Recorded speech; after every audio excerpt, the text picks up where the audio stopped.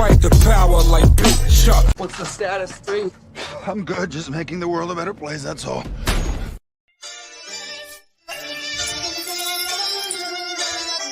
Between earth and God,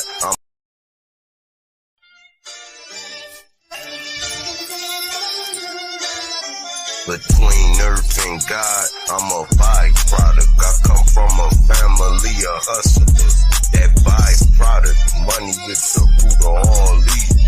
But I'm still trying to find a large profit. It's a mirage, they live in a facade. I was smoking thigh and had a talk with God. She told me why she named me John. I art the scriptures to shed light on the darker picture. If you my dog, I'm barking with you. Be feeling the star of wisdom. My homie Chuck told me it was giants on earth before me. And chemtrails, we inhale, that's another story. Mercury is used to check temperature. The sun is the spirit sinking. The moon is the portal, assuming you important. Set your turn. Mars is wars as the M turn. And change words, I'm in the game, but change service. I'm about to disassemble a bomb, I ain't nervous.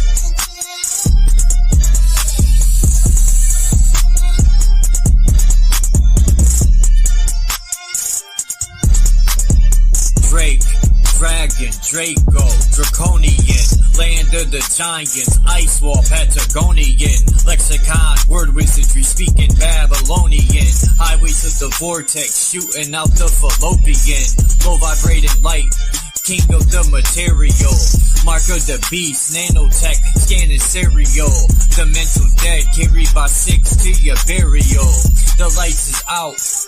No resurrection, broken power grid, no interconnection. The Grim Reaper, I'm so collecting. 6-shot, hollow tip, rubber grip, Smith & Wesson. Bitch, repent when God is in your presence. Your aura is weak, uproot your essence. I walk through darkness, highly illuminated. Eyes blazing with fire, with blades double serrated. Hunting down clowns I double hated. Hit so hard your jaw is elongated. Shatter egos like they was glass plated. This was long overdue, past dated. One shot deal, it is as is and no recreation. All praises due to my parents for making. Always appreciate and never abated. One. The A is the M like the A is the E. Where earlier I said, hey, you know how somebody say, hey. That's AI. And that's the dream, like.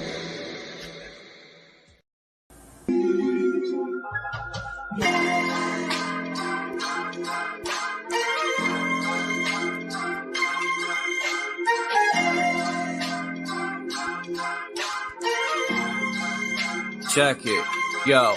I always be analyzing to see who's fake. People acting Janice, running around two-faced, talking behind my back until they put in their place. You're a 2-course meal without saying grace on the internet. Talking shit through your fingertips, talking high power till your shine is eclipsed. Trying to ride a wave until your mind is seasick. Cement shoes and your ankles tied with 3 bricks. This isn't Grand Theft Auto, this is real life. I will piss on your grave and throw dick to your wife. This is a warning mixed with some advice. You might be king, but I'm the ace of spades, and you just renegade. This is food for thought, bitch, eat a grenade. This is what people want, to be treated like dirt. I tried being humble, but that was absurd. All the brainless pigeons flock together like birds, pecking for crumbs until they merge with the crossroads and chuck the demi-urge. I think they had enough, I took the trash to the curb. Let the torture begin and watch them burn. Here's the urn. It's hard to keep it real with fake people. They can take love, mix it with hate, and make evil. I'm staring at 50 shades of gray people. It's a grand deception. Like K-Reno, they are who they say they isn't. On the internet, spreading everybody's business through a troll account. Talking foul, not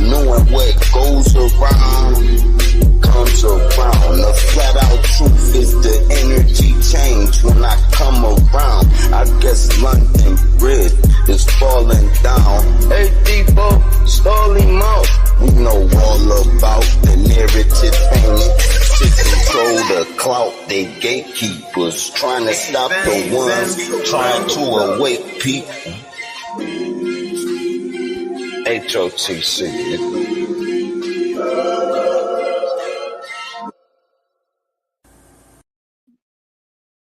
What it do? I'm just trying to get these pictures aligned here for this chapter. Yeah, you missed that chapter the other day, Faceplant. The one you said you wanted me to read. I read that yesterday. Well, the second half yesterday. And the other half the day before.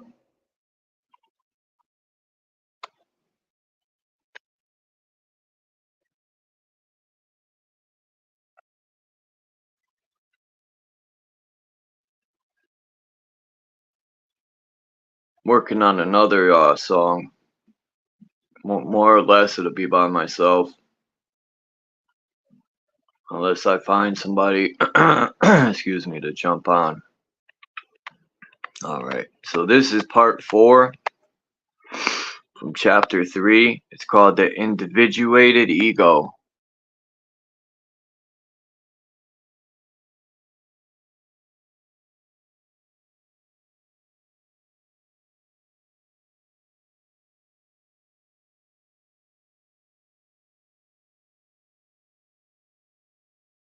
Let me just get these together.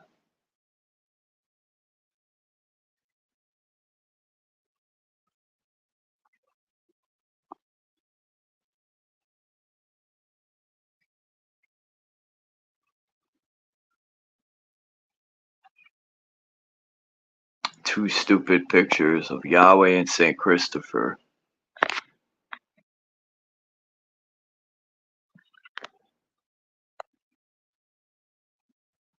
Peace, Naga, Lucid. And if anyone, I'm only gonna ask one time because people be saying I be begging for money and shit. When I only ask like once a month at the end of the month. But if anyone would like to help me out, my Cash App and PayPal is posted. It's highly appreciated, any amount. If not, I get it. But yeah. And peace to Faceplant, the first one here. My sleep schedule is erratic. They want the polarities of black and white static. I slapped a crack addict because he slept on my fabric and then stained it. So I hit him like a bastard. They said I was heartless because I finished up what somebody started. It's not my fault they're half fucking retarded.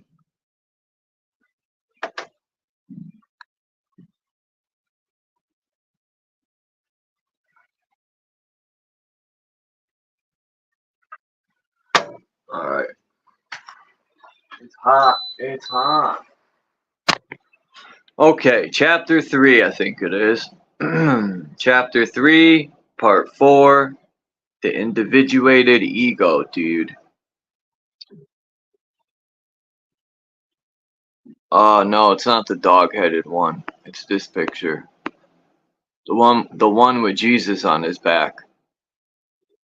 And that's the video I wanted to find with that guy when he was talking about Saint Christopher. But individuation is a process, not a realized goal. Each new level of integration must submit to further transformation if development is to proceed.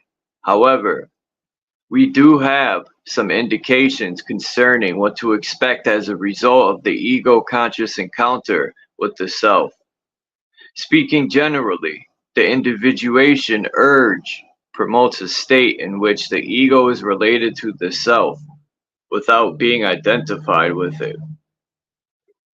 Out of this state, there emerges a more or less continuous dialogue between the conscious ego and the unconscious, and also between outer and inner experience. A twofold split is healed to the extent individuation is achieved. First, the split between conscious and unconscious, which began at the birth of consciousness, and second, the split between subject and object.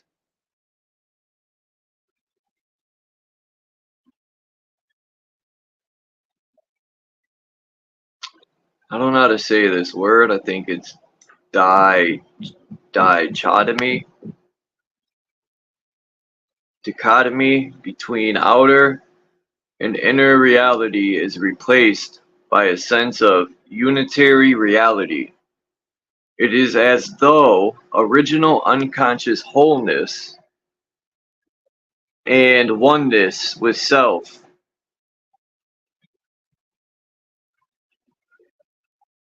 and oneness with life, in which we began and out of which we had to emerge, can now be recovered in part on a conscious level. Ideas and images representing infantilism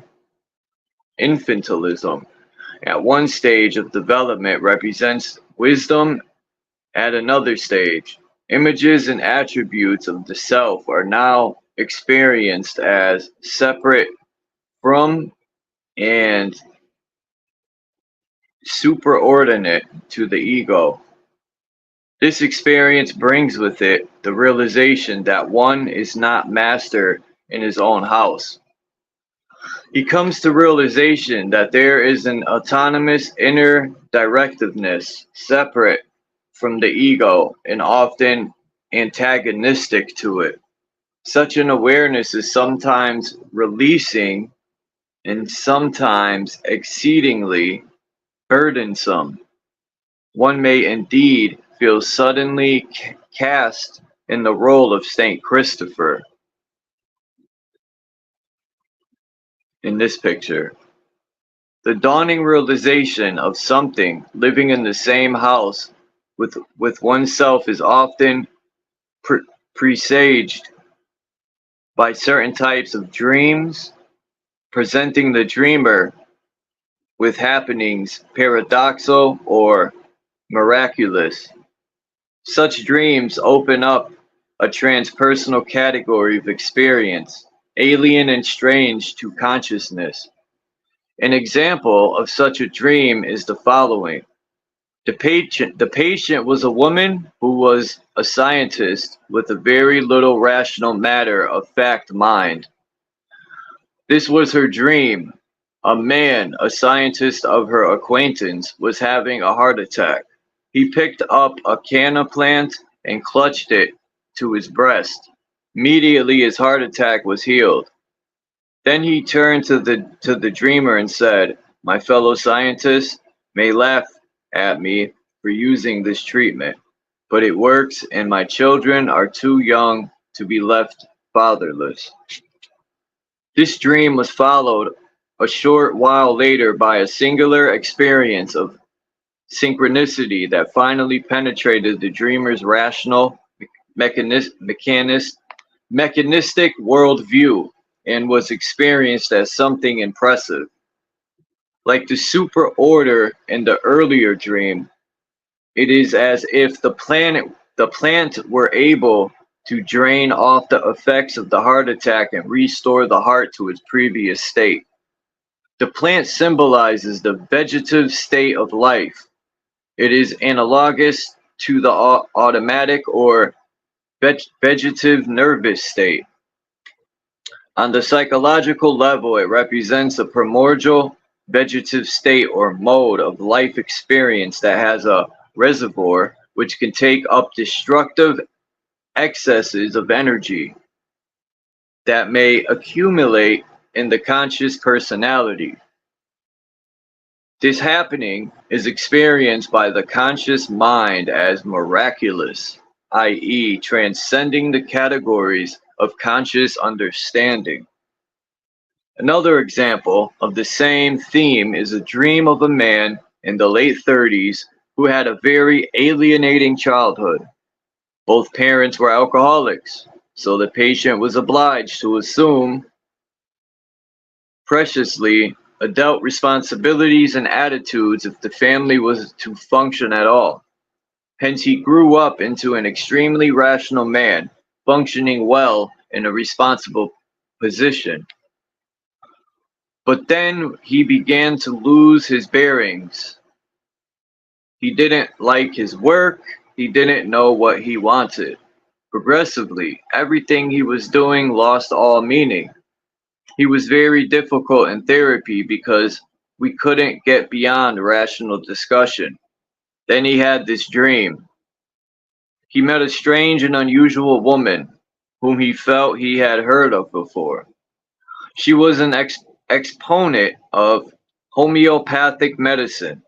After talking with her a while, he exclaimed, "How can you believe in such a thing as homeopathy or homeopathy? Or is it homopathy or homeopathy? Homie! The latest scientific medical advice is always the best.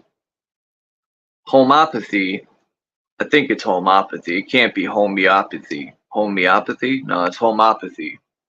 Homopathy is only a relic of primitive magic." In response, the woman smiled. Come on. You gotta be kidding me.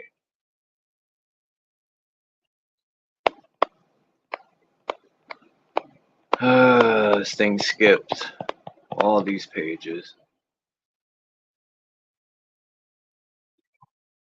Sorry about this. Here we are.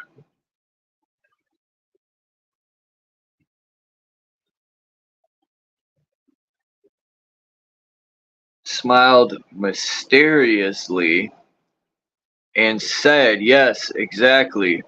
At this, the dreamer was flabbergasted and awoke. In his associations to this dream, the patient said he knew nothing about homeopathy except that it used the principle of similarity. He was reminded of Fraser's account of homeopathy magic in The Golden Buff, and he also thought of my method of dream interpretation, the method of amplification, which brings similar images from mythology to amplify and clarify dreams. He had no associations to the woman, but she is obviously the anima who possesses the secret knowledge of the unconscious and is serving as a bridge between the ego and the collective unconscious. The dream indicates that the unconscious is being activated and is presenting him with a whole new mode of experience, something similar to primitive magic. According to this mode of experience, analogies are taken as realities. It is the method of associative analogical thinking. This is the way the unconscious works, by symbolical analogy. It is the principle on which our method of dream interpretation is based, amplification by analogy. It is completely erroneous to apply such a primitive mode in dealing with outer reality. That would involve us in magical and superstitious practices of all kinds. But it is precisely the right approach to deal with the unconscious and to make contact with the archetypal psyche. Modern man urgently needs to reestablish meaningful contact with the primitive layer of the psyche. I do not mean by this the compulsive expression of unconscious primitive effects, which is a symptom of disassociation. I mean rather the primitive mode of experience that sees life as an organic whole. In dreams, the image of an animal, a primitive, or a child is commonly a symbolic expression for the source of help and healing. Often in fairy tales, it is an animal that shows the hero a way out of the difficulty.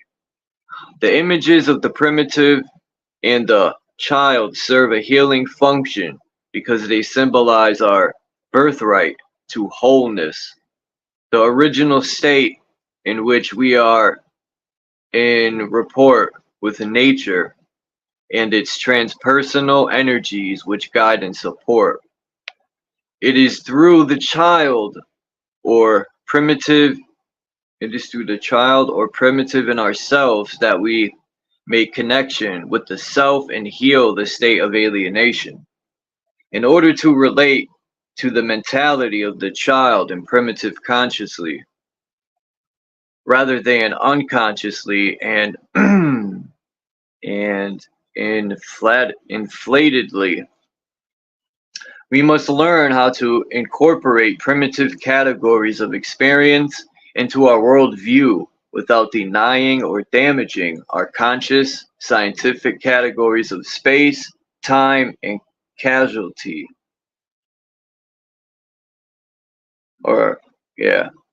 We must learn how to apply primitive modes of experience psychologically.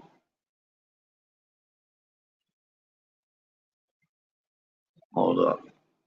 All right. Psychologically to the inner world rather than physically in relation to the outer world. To be primitive in our relation to the outer world is to be superstitious, but to be primitive in relation to the inner world of the psyche is to be wise. Jung achieved such an attitude of sophisticated primivity or whatever, and that is why all who knew him could not fail to be impressed by his wisdom. Only a few days before his death, he was asked by an interviewer about his notion of God. He replied in these words, "To this day, God is the name by which I designate all things which cross my willful path violently and recklessly, all things which upset my subjective views, plans, and intentions, and change the course of my life for better or worse."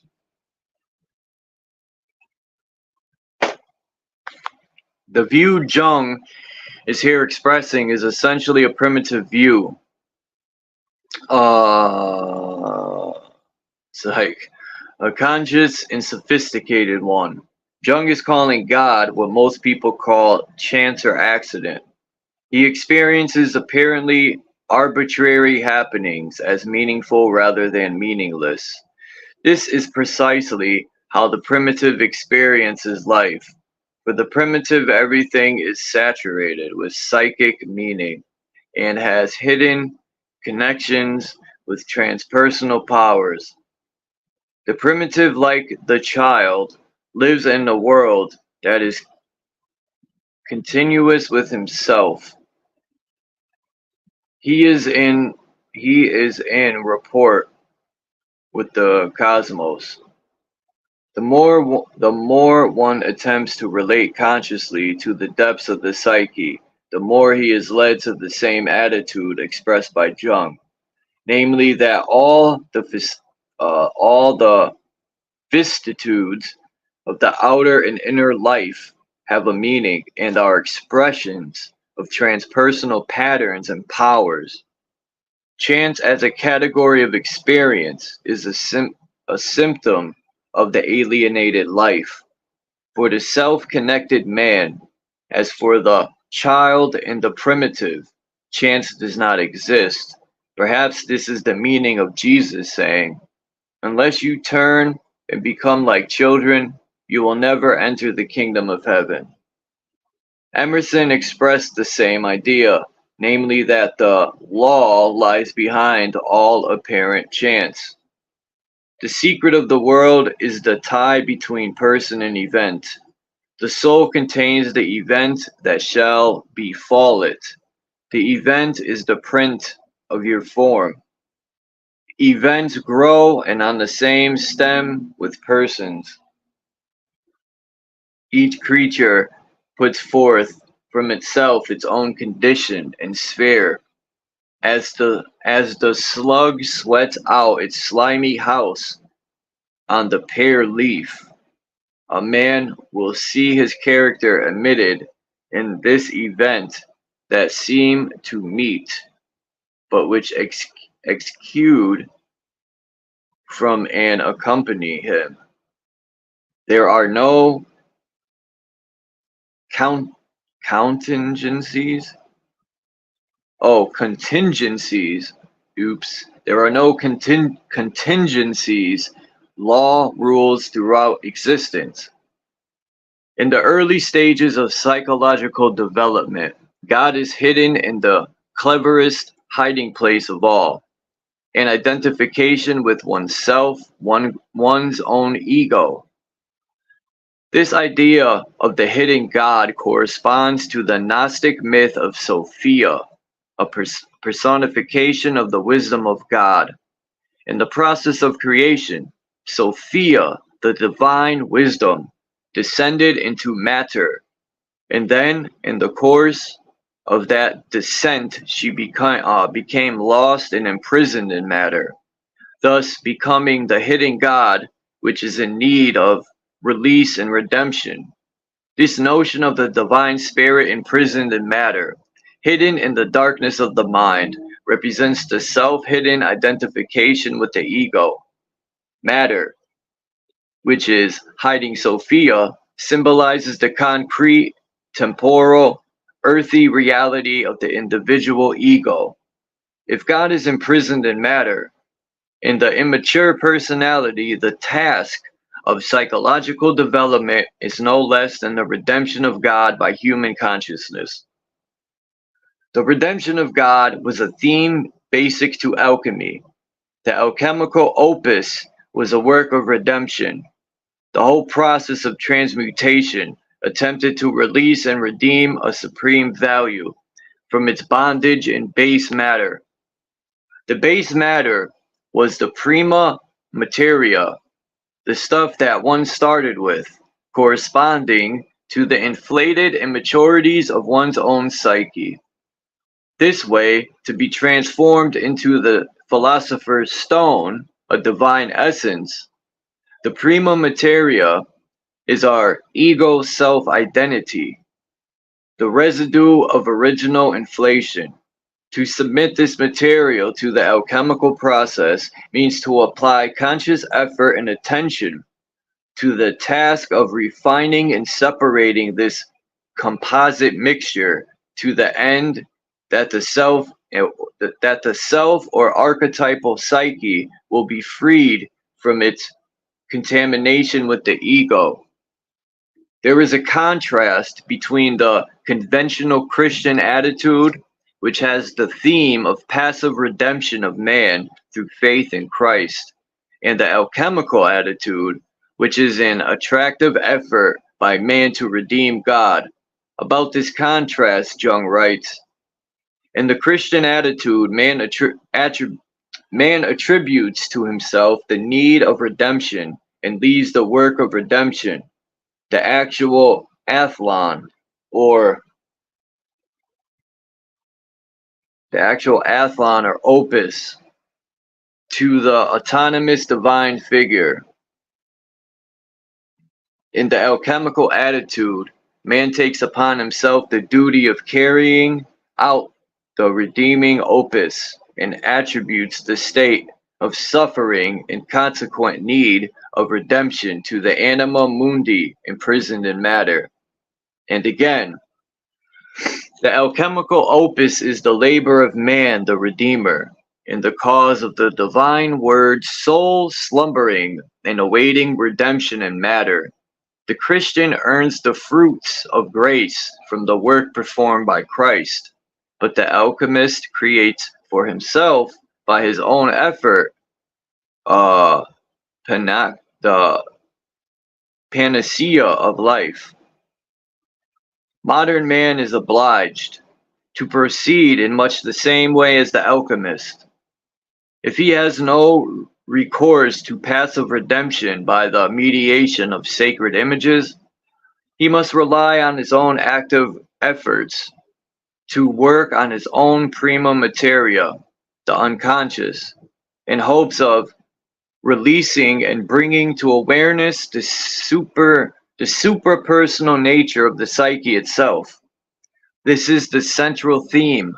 Psychological development in all its phases is a redemptive process. This goal is to redeem by conscious realizations the hidden self, hidden in unconscious identification with the ego.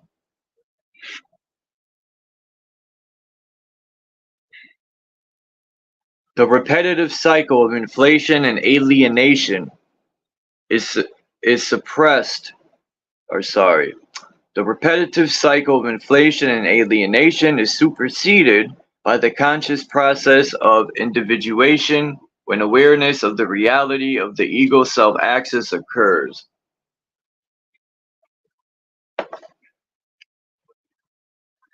Once the reality of the transpersonal center has been experienced, a dialectic process between ego and self can, to some extent, replace the previous pendulum swing between inflation and alienation. But the dialogue of individuation is not possible as long as the ego thinks that everything in the psyche is of its own making. About this mistaken attitude, Jung says, all modern people feel alone in the world of the psyche because they assume that there is nothing. This is the very best demonstration of our God Almightiness, which simply comes from the fact that we think we have invented everything physical, that nothing would be done if we did not do it, for that is our basic idea, and it is an extraordinary assumption. Then, one is all alone in one's psyche, exactly like the creator before the creation. For the modern man, a conscious encounter with the autonomous archetypal psyche is equivalent to the discovery of God. After such an experience, he is no longer alone in his psyche, and his whole world view is altered. He is freed to a large extent from projections of the self onto secular aims and objects. He is released from the tendency to identify with any particular partisan faction, which might lead him to live out the conflict of opposites in the outer world. Such a person is consciously committed to the process of the individuation. The I Ching describes the effect an individual person can have. In nature, a holy seriousness is to be seen in the fact that natural occurrences are uniformly subject to law. Contemplation of the divine meaning underlying the workings of the universe gives to the man who is called upon to influence others the means of producing like effects. This requires that power of inner concentration, which religious contemplation develops in great men strong in faith. It enables them to apprehend the mysterious and divine laws of life, and by means of profoundest inner concentration, they give expression to these laws in their own persons. Thus, a hidden spiritual power emanates from them, influencing and dominating others without their being aware of how it happens. Stated in the broadest possible terms, individuation seems to be the innate urge of life to realize itself consciously. The transpersonal life energy in the process of self-unfolding uses human consciousness, a product of itself, as an instrument for its own self-realization. A glimpse of this process gives one a new perspective on the vicissitudes of human life and makes one realize that though the mills of God grind slowly, yet they grind exceeding fine. So tomorrow will be this will be part 2, individuation as a way of life. Oh, I guess. But it says chapter 4, the search for meaning, part 1, the functions of the symbol. So that'll be tomorrow.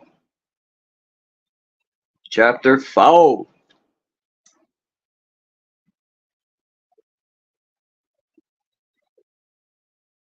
Thanks to everyone who comes by and listens to me read every day. It's pretty cool that people actually like my reading. Oh, thank you, Lucid. That's awesome, bro. I'm gonna drop the stinky linky.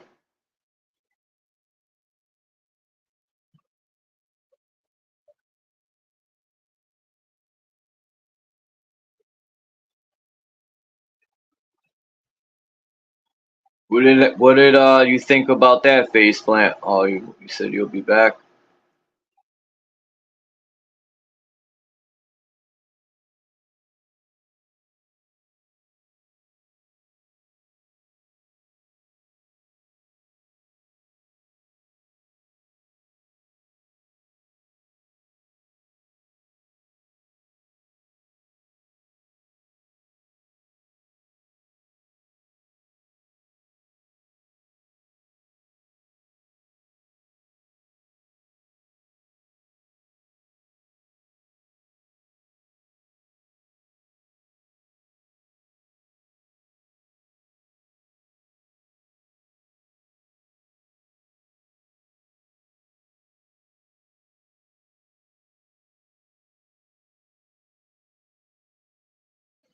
Hold on, give me 1 second.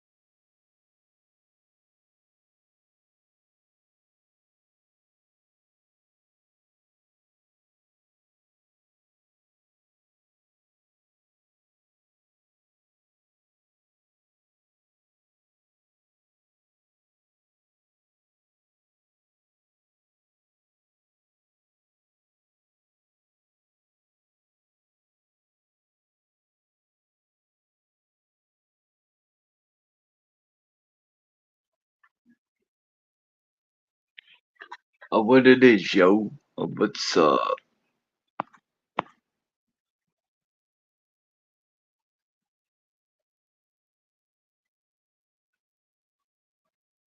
So,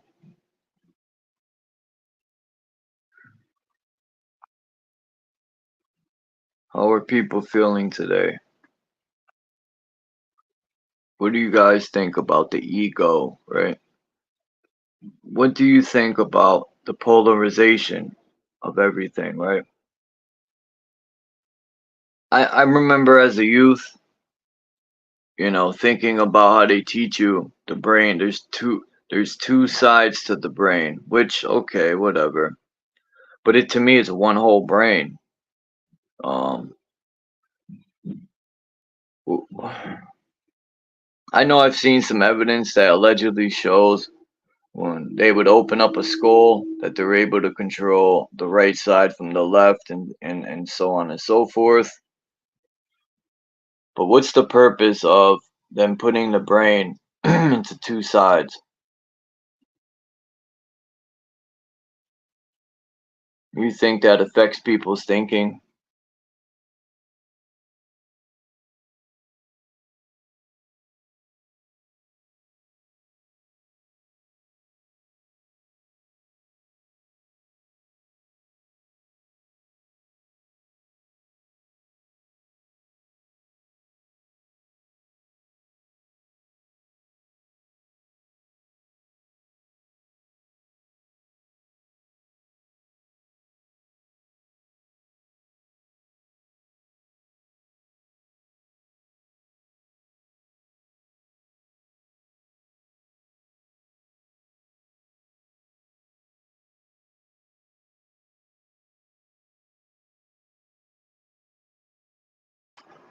Anyone would like to come up, you're more than welcome.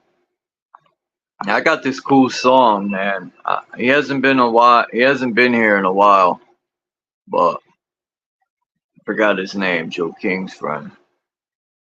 You know, peace, Crystal. It sucks, man. That it's wild to me. I'm just gonna bring this up. When people get in arguments and I'm stuck in the center, people get mad at me, right? I don't even know why. They were arguing with someone else, but now they're mad at me and they don't come by no more. So why? Makes me wonder. These YouTube this virtual reality of poop.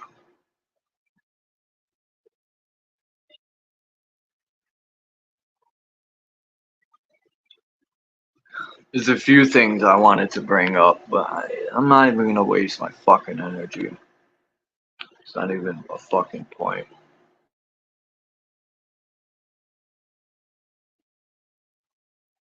But shout out to everybody today. Even people who don't like me, man. Much respect and love. You know, I wish the best for you, or not. I don't want to say wish, but I'm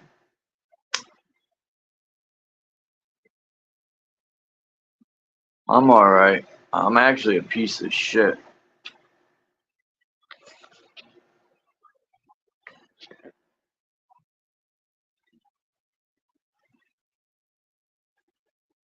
Yep, they got me. I'm a piece of trash. I'm a dingleberry hanging from a bear's ass that just stinks and has parasite. Like coming out of a bear's butt.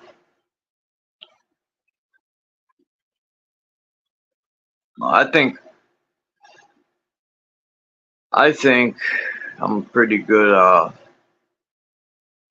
You know, I try to be a good person, but it's hard when there's always somebody waiting to judge you when they should look in the mirror, or there's always somebody waiting to say something negative.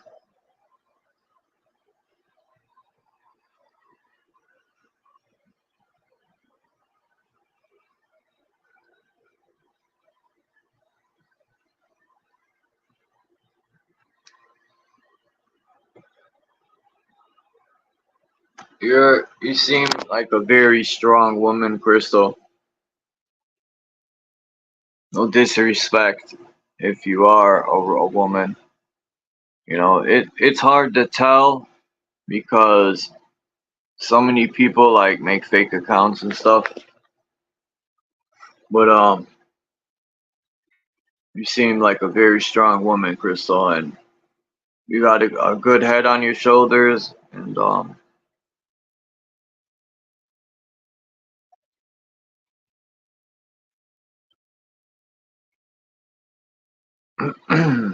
I'm very impressed whenever you comment.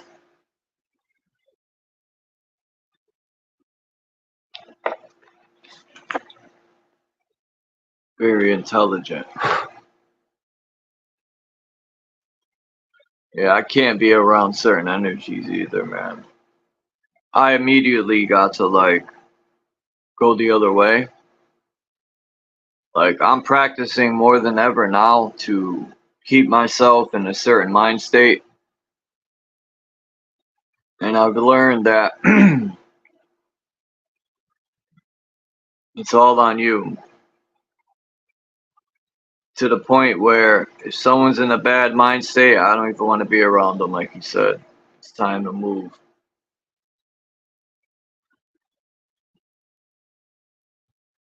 That's a good approach. Yeah, everything's a learning curve for me, Crystal, man.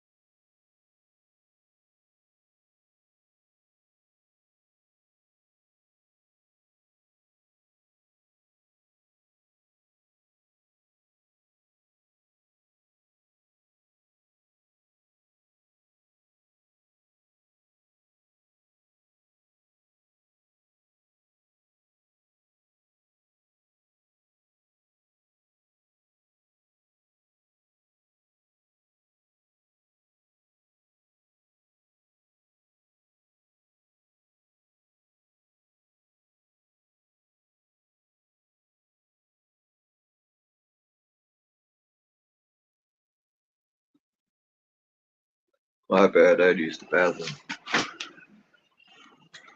Yeah, I'm here, my bad. I had to use the bathroom.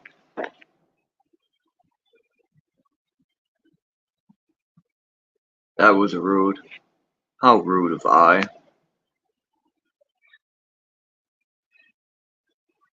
Excuse me, but I am rude, like Ravish and Rick.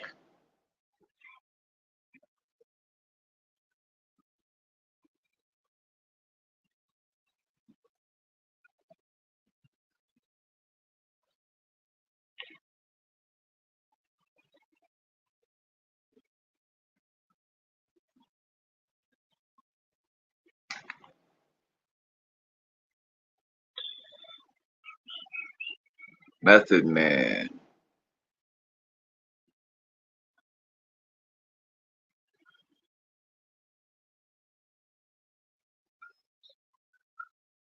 The RZA's making the RZA Wu-Tang Clan's making an album with the Colorado Symphony. Interesting. Huh. New album is a ballad. His new album is a ballet score with Colorado.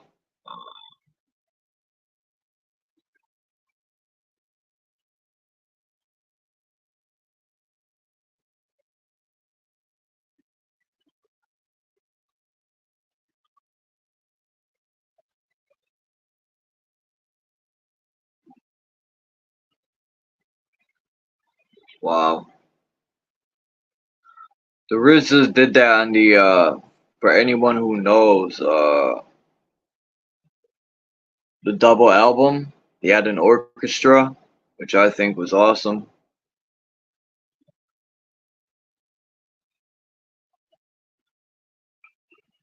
Um,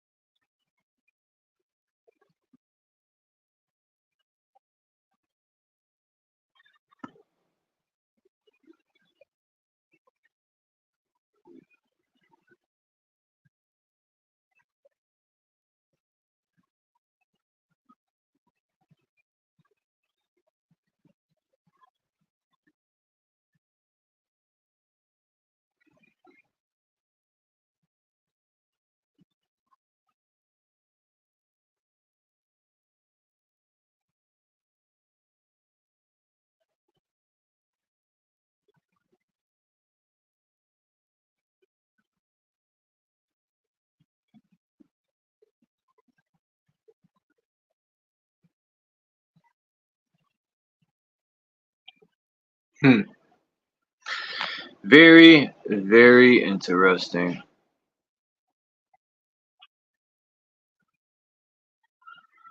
Bobby, Digi, stuck to that ass like a Victoria Secret wedgie.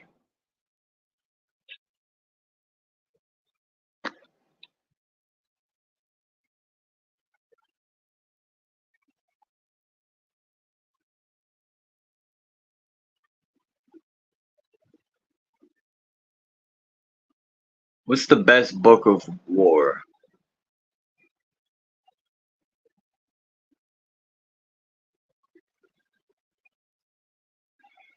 Hmm.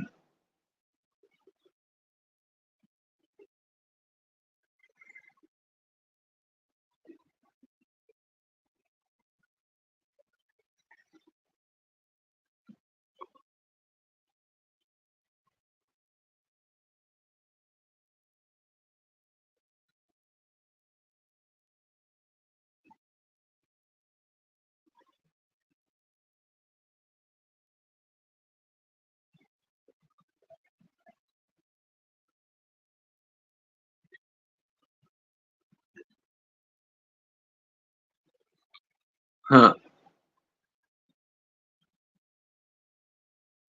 And it's quiet. No comments.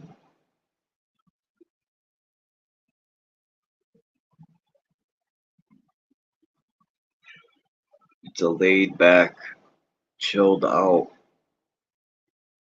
live strismo.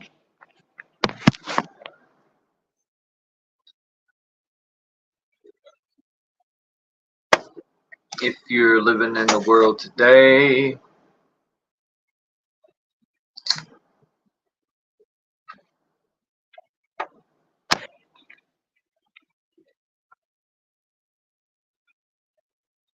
I wrote this rhyme.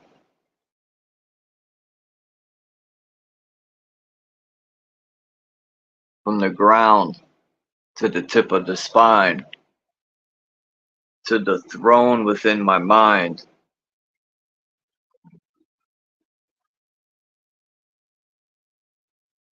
But y'all wouldn't understand that because you were dethroned in time.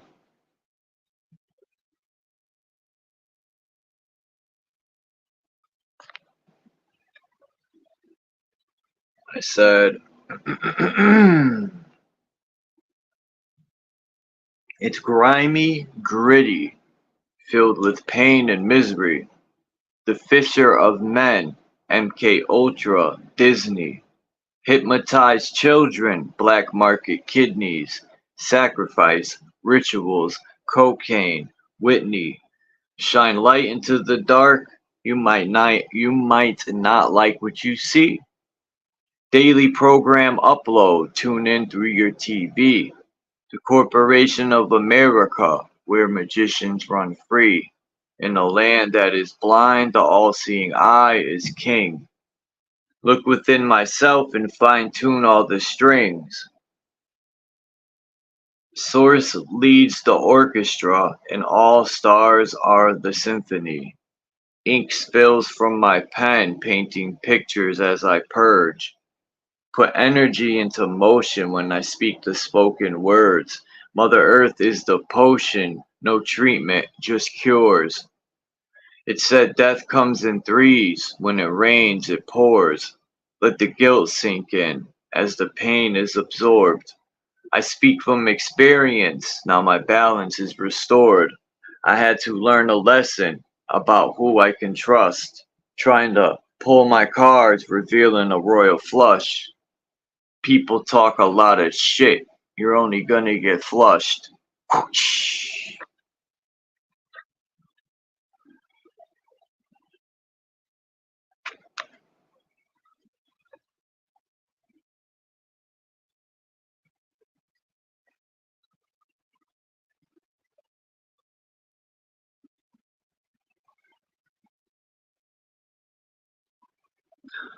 Shifty, low down, gritty, and grimy. It's one of my favorite songs.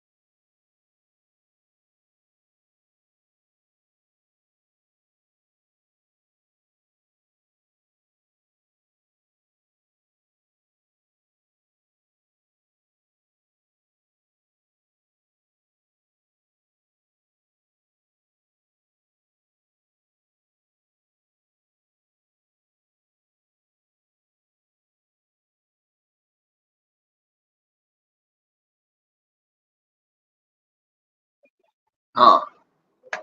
I'm just reading the chat. The Chatterooski.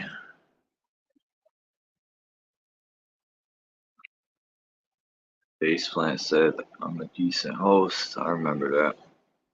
Alright, so I read all that.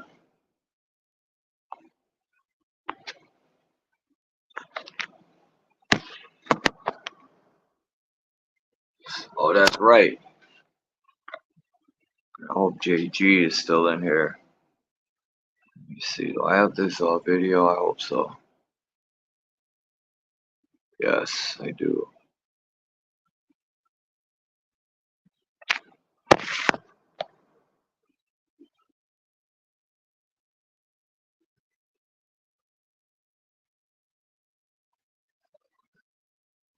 Alright, check this out, JG.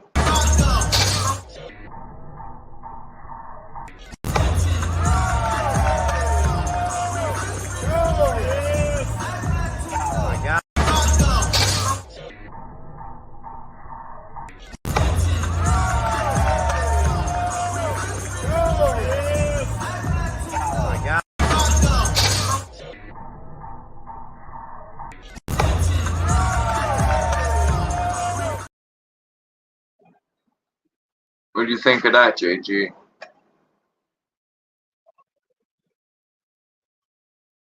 Hey, Dom. Morning, Charles.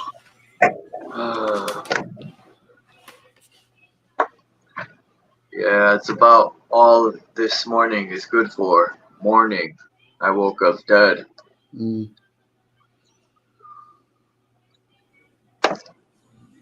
I'm mourning the death of my inner ego.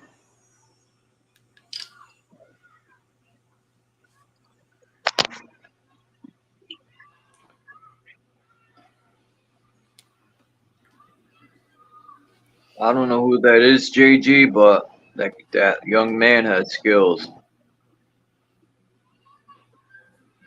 And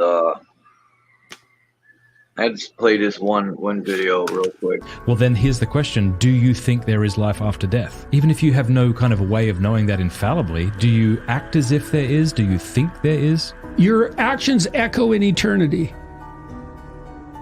What does that mean? It's best I got, man. Well, then here's the question. Do you think there is life after death? Even if you have no... What did he say? Your thoughts echoing in eternity, or your actions? Hold on. Well, then here's the question. Do you think there is life after death? Even if you have no kind of a way of knowing that infallibly, do you act as if there is? Do you think there is? Your actions echo in eternity. Okay.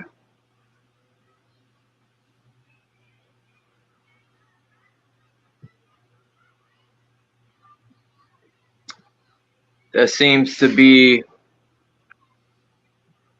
such a large topic nowadays. People are saying religion's falling apart and science is the new religion, but I think science and religion have always been connected. It's nothing new.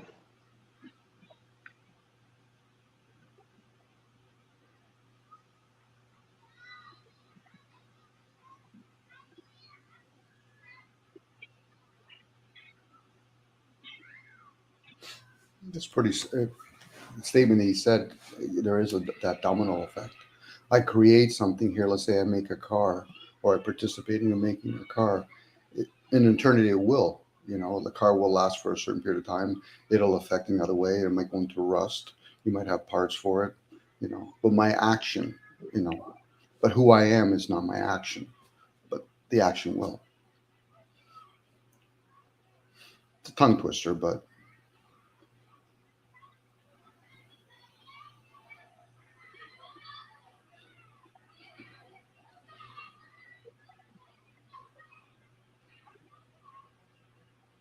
Damn it.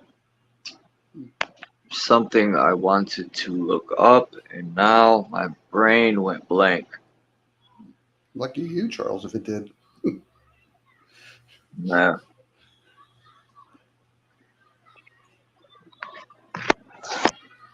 I'm just stuck on this polarity.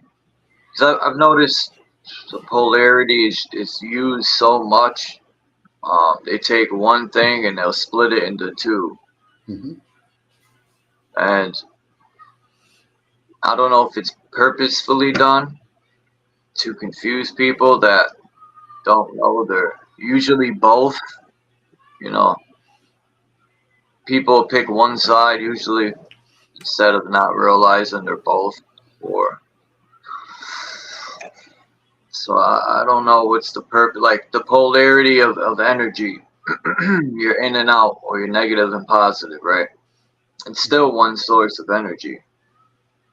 Yeah, I think you said it, the latter part of here, Charles. It is one source. We try to play the polarity game because we figure we have two parts of everything. So we use things like negative and positive. But it is one source. I would say it is. Like emotions and mental state. It's coming from one source. But if you try to pull it down into the physical clearly shows there's many parts to it. It reminds me like this life. You ever see someone use urine and write on the water? It's like you can pull gases or stuff down from the upper realms into the physical to show their actions, like reveals. It's sort of like let me think. It's like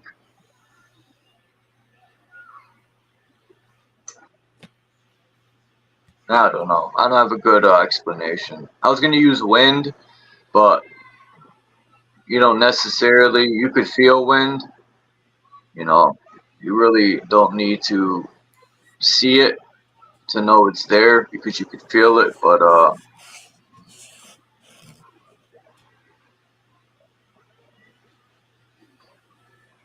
more or less, like you take a magnet. They use certain filters to put over the magnet to show the energy flow. It's there, but you can't see it with the eye. You need to put a filter to show the energy in the physical. If that makes any sense. Well, actually, you are at that point using senses. So a lot of us will try to control senses. So if I can't see with my eyes, therefore, then the wind doesn't exist. But yet you can feel it. So that could validate, or at least give a little bit of a subtle hint that the eyes can't always pick up things, and vice versa with one smelling. You know, you can smell something doesn't necessarily mean you can touch it. You know, like smelling something and touching are two different things. People will try to put them together. Well, I'm touching what I'm smelling. I'm like, are you sure? You know, and if you're sure, then you should willingly be able to challenge that. If you're not sure, you should still be able to willingly challenge that. Hence your will. Like I can see the moon and the sun, but if I say, okay, my eyes is locked in on the ideal that anything that I use with my touching, it must be material, but I've never touched that. So I'm making an assumption now at that point. I'm using words to describe different situations. But for a lot of us, what we do is here, I've discovered that I'm a square and I'm going to try to fit that in every situation. Which it could work because if square say, okay, but it's a circle. Yeah, but if I make that circle big enough, it'll give you the illusion your square will fit in it. Opposed to, is it the right fit for the right application? We do it in so many areas of our own lives. It's just when we start getting into these conversations, we just don't apply the same things that we do on a regular basis. You know, a lot of people want to follow things aimlessly, hence belief system. Some people want to know a little bit more, hence knowledge. Other people want to break it down a little bit more than just knowledge. So now we're going to try to apply discernment. But you would have to know a lot about yourself first, hence understanding. Now, I'm just using words. And this is how we end up attacking each other or even complimenting each other with words. Now, somebody could turn around and say, okay, Dom, I'm not saying any words. I say, well, then you're using a different language. You're smiling with me. You're using body language. And I feel that. A lot of us are driven by our feelings. See a beautiful looking car, we say that. We look at a car that's not beautiful, then therefore now we're being challenged. The car's not challenging me. It's how I feel or perceive that particular object. Same thing, you could say that about a woman and a man, or a dog or a cat. We're led more times than not with our feelings. So we're not balanced then. So then my question would be for myself, am I underdeveloped in my feelings? More times than not, I am. But I do challenge it when I hear either situations or people, they'll try to compliment me or they'll try to rip into me and say, I'm being challenged now. That's where my ego gets involved. And which is okay, as long as it's somewhat mature enough to deal with those situations. Because then I can apply the right energy, such as I'm angry or I'm happy or I'm sad about the situation. That takes maturity, and that can come in many forms and at different stages, what we call aging. And like anything, Charles, it's like when you do mantras, you have to embody it. So if this is the very first time they've heard, in this case, a guy like me or somebody like me or somebody like somebody else share this information, you would have to hear it over and over again to eventually say, okay, I have to embody that, because that's when you're going to challenge it. Not just quickly, well, it doesn't sound nice, so therefore I don't like it. I'm like, well, you might be giving away pearls or even something that's crap before really truly assessing it. It's like music, Charles. Some people have to listen to music over and over again and then realize, yeah, I enjoy it. Some people, and of course in that I would use the word, you're embodying the music. There's a reason why we say embody. It's not upper hemisphere. It's the lower body that has to at least take that information and process it. Food does the same thing.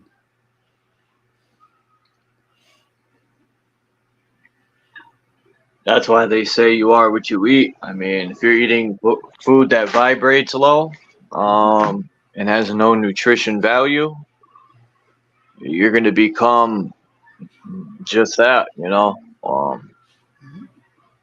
would have been nice if I were taught a lot of this stuff at a younger age. But I look at it like this. At least I learned it now, about 8 years ago, maybe a little more. The good positive thing is I could still apply it to my life. It's never too late. And then the younger generation will be able to apply it to their life at a younger age. Who remembers the school pyramid, right? That pyramid they gave you with bread and all this stuff. Let me see if I can find that pyramid.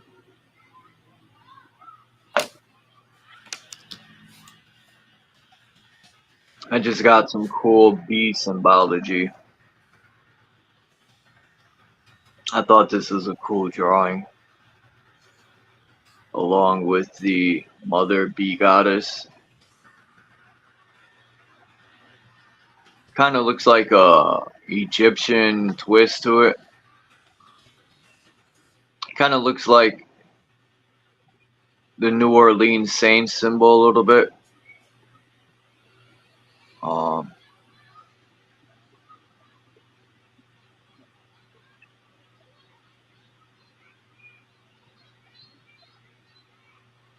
Nobis Melisicamus. Am I saying that right? Melisicamus. I don't know what that is, but I'm gonna look it up. Nobis Melisicamus. See what that is.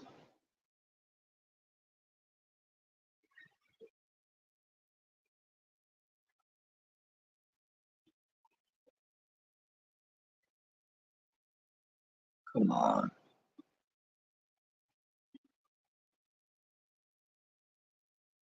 Nobis. Oh, is it Nobis Mele? Nobis Melisicamus?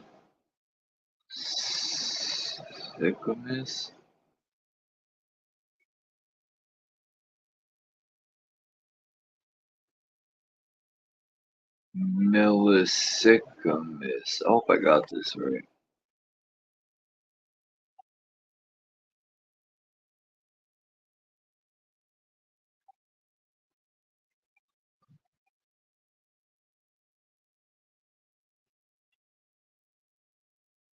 Let's see. I have no clue what this means. I guess it is a book.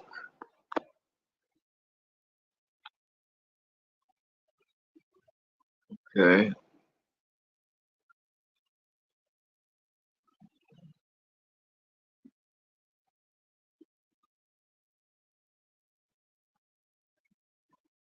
Oh, it's Mel.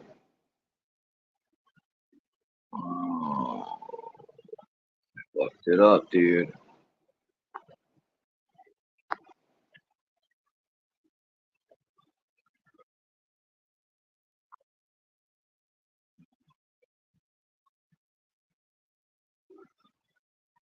Hold on, I'm coming, whoever's trying to come up.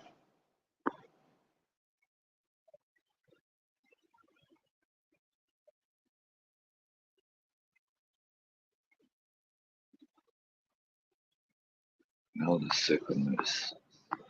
No fucking, no nothing for this? Like, they just make words up? Greetings. Yeah, there's no definition for this. That's wild, man. So this word means nothing. No, oh, it's spelled with an I. Maybe that would help. Is that the Nobis. Quaker Oats guy?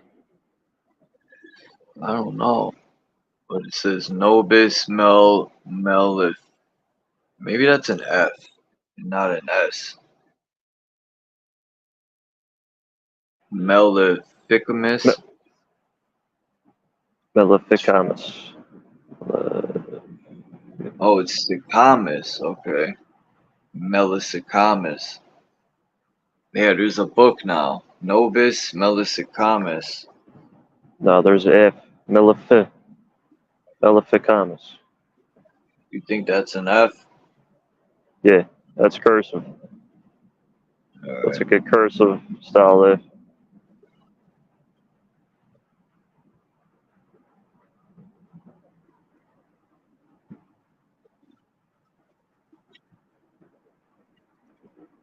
Alright, It's not cursive, but I say that. That's just a weird F, man. Yeah, they do that a lot with the old writing. It's weird. Just like their V's are U's. So let's see. Oh, there is a word. Satirical print.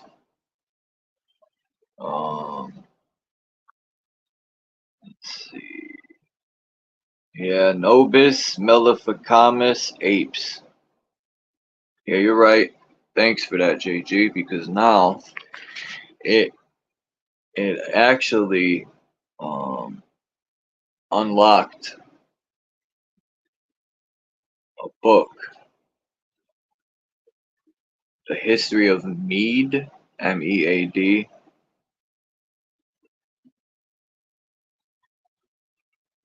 Cool.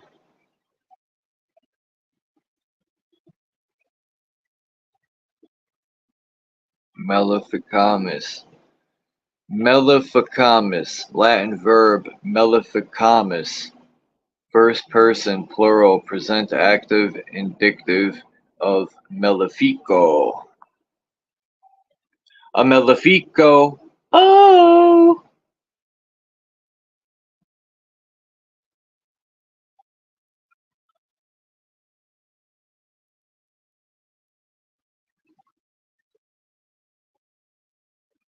Vocabulario. Vocab. Alero nautico.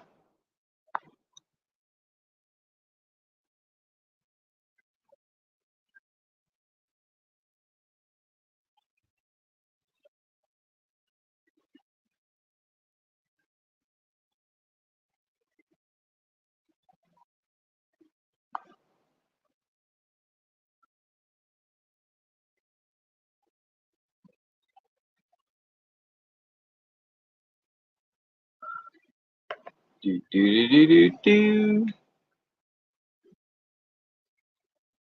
Malefico. This is mean chemist in ancient beekeeping history. The bee is often sic nos non nobis maleficamus apes. Yeah.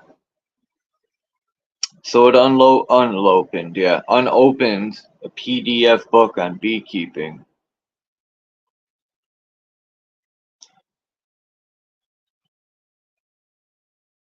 There's a lot of beehive symbolism in New Britain, Connecticut. We got Beehive Stadium. Now it's the New Britain Bees. It went from the New Britain Red Sox, AA minor league team for Boston, and then it went to the Minnesota Twins minor league team, which was the New Britain Rockets. Now they moved to Hartford. Now they're the Hartford Yard Goats, and they got a goat for their symbol. And now we have the New Britain Bees, which has a beehive like that. And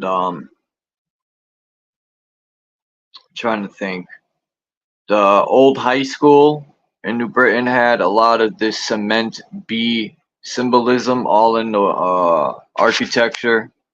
The city hall, actually, the New Britain. Let me pull it up. Yeah, I've always wondered because if you think about the symbolism of a beehive, and then you think about New Britain being the hardware city of the world, bees work as a unit, right? Like a factory. But what the fuck do I know, right?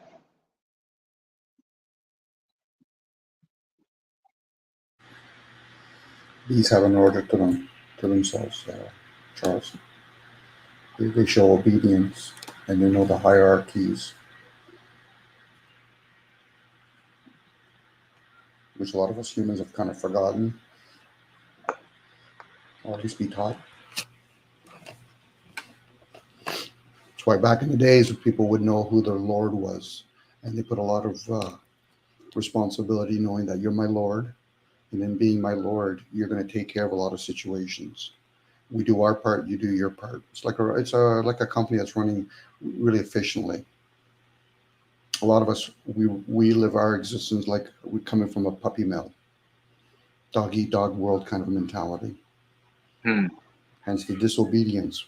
But again, at the same time, if the people above us in different ladders are being disobedient to the upper and the lower parts of what they have to rule or be ruled by, then we're going to have that chain breaking kind of ideal.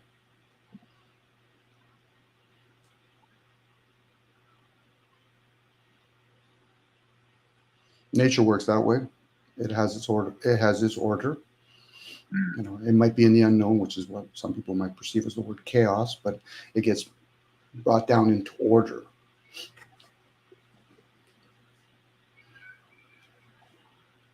All right, I'll pull these symbols up so we can see here that I'm not bullshitting. Bullshit. So this is the seal of New Britain, Connecticut. It has the beehive. And then it has 7 bees outside of the hive, which would be the 7 original stars, right? Or planets, which I think is pretty cool. And the beehive can be the center, more or less. Then you got the same thing with the popo. And then you got the same with Public Works.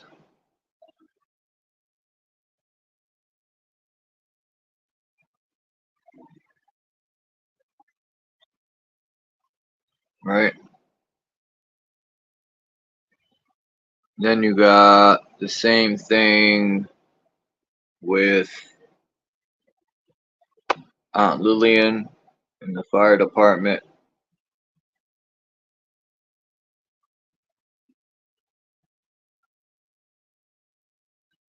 Then they spent $1 million mother effing dollars.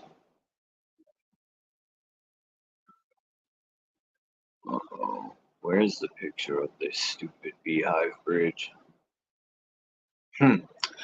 They tried to make the bridge look like a beehive, or to that effect.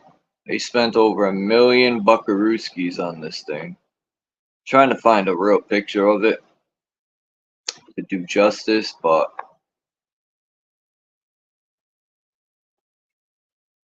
No unfortunately, justice, no peace. No justice, no peace. that's the corniest chant. I wonder how many people have recycled that chant. No justice, no peace shows. Yeah, Are we actually getting justice? When you go to Commerce Court, you're not getting justice. So how can you have silence? You know, if somebody's offended you, how would you get peace? You know, like how would you come back to some sort of harmony if you're not getting justice? Commerce Court does not offer that. just stay away from it. Yes, but you're still looking Yes, for justice.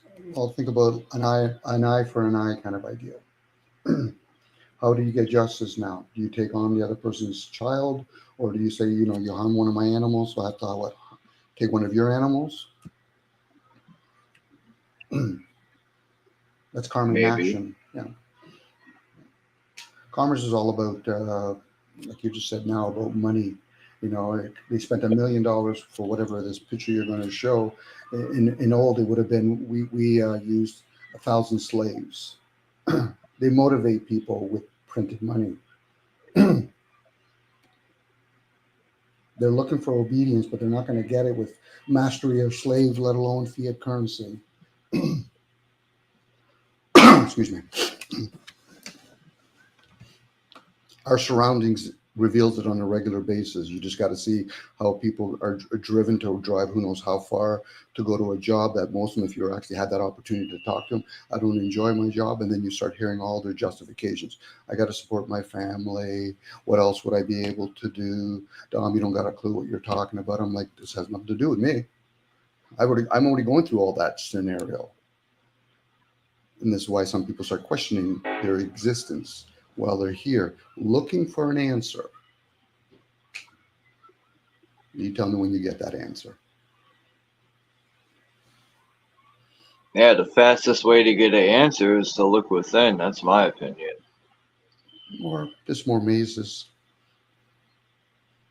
It'll be like somebody asking a question. Who's the questionnaire? Who's the one that's asking a question? Well, I don't know. So then why would you want an answer when you don't even know who you are? But Dom, I read $1 million books. I said, that's nice. I've listened to thousands of podcasts. That's nice. Got to give him the word. I got to give him the word nice. In order to figure out who I am, you know, I must look within and conversate, or I'll just use conversate, right? Talk to myself, get to know myself. If I just ignored myself and didn't look within or figure myself out, how could I get anywhere? So you're saying a statement. You use critical basically, thinking. You use critical thinking to deduct what you're not. So you're saying you need to know thyself. Okay. Have you truly inquired about that? Because you'll realize in a short period of time, you're not the self. Then you have to ask, well, what is the self? It's an ongoing program. Oh, okay. So if I'm not the self, who's the knower? This is where you get to that point of maybe realizing there's an observer. Then you have to delete all those programs, or at least become aware of them. This is kind of like a double split experiment. You observe it, it will shift. But usually people don't observe it. They'll say cliches, I look within. Yeah, because within you have many receivers. The kingdom's within. It's a kingdom, but where's the ruler of that kingdom?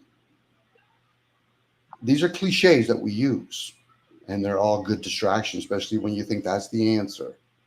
Well, Jesus, I don't give a damn about anybody's name per se. What's the teachings? Because in that teachings, I can find out whether or not it's a fable, is erroneous, is it an error? Now, that's me pre-assuming there's just such thing as errors, but I'm willing to challenge those things. Hence, things are thoughts. The fact that we speak and we write things, that's afterthoughts. Unfortunately, most people feel as though they need to praise or shoot the messenger. I said, I'm not the. Who's the messenger at that point? That's why I call it a game, because most people are looking. Go ahead, Charles. When one thing I like about Dom is fucking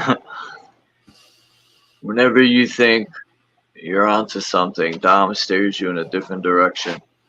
Well, people are trying to carve themselves into stones. So in this case, I use the word game. What is games for most people? It's about outcomes, winner or losers, answers and questions and answers. When you're the observer, you're not caught up in those things. You're observing those things. And in observing them, then you realize, well, what category do we put them in? I said, well, that's the game that you're playing. You think you need to put that in a category. More labels, which is fine.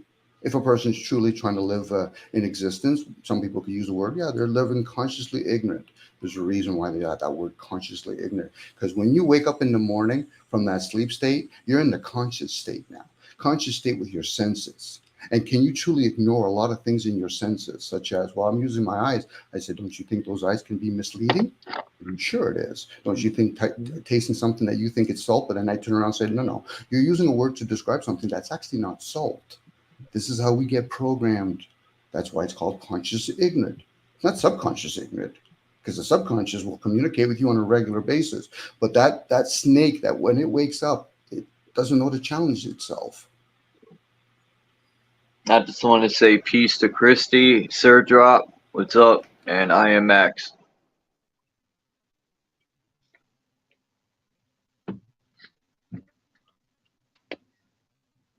What's up, Faceplant? Can you hear this? Yeah. Say something. What? Something. Yeah, it's so weird. I have this little FM transmitter in the headphone jack, and I'm listening to us on a little portable radio. And it's so weird that the sound of the radio doesn't come in. It's noise canceled through the headphone jack, but the speaker's still here. I don't know. I can't figure that out.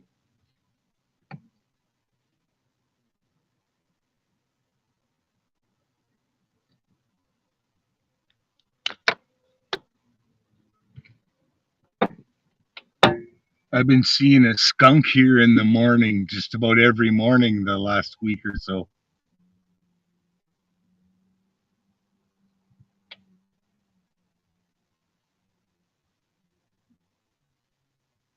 Can you hear me? Damn it, I was muted. I said, yeah, skunks are awesome. Unless they're spraying you for defense, but other than that, yeah, they're awesome. They're pretty friendly.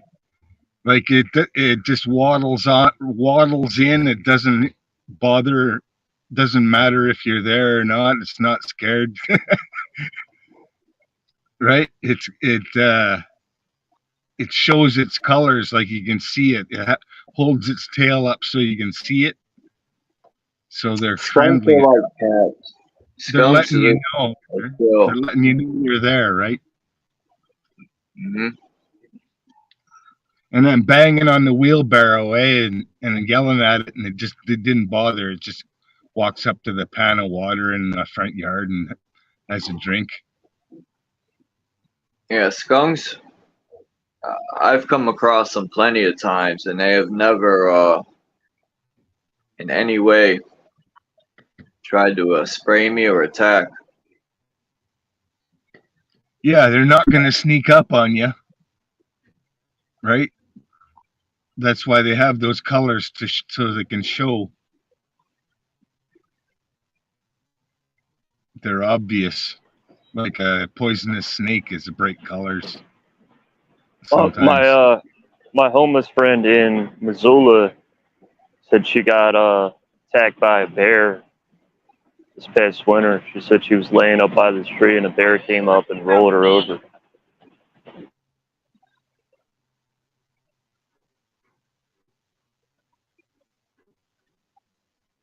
Huh.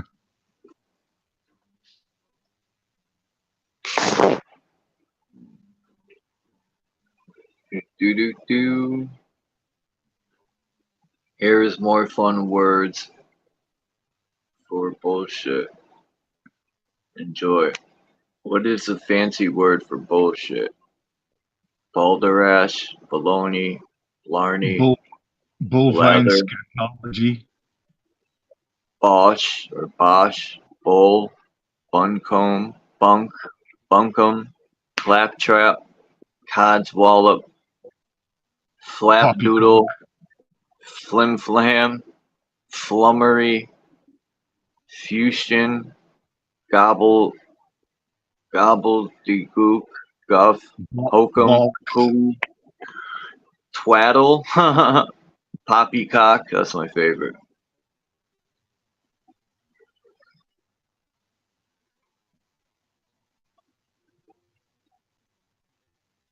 Cocky pock. Codswallop. I wonder what's the origin of that.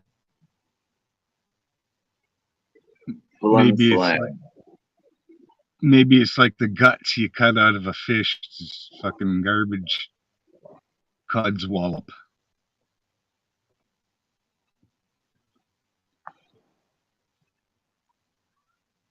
Man, this whole industry, Connecticut or the U.S. as being the industrial country, no longer.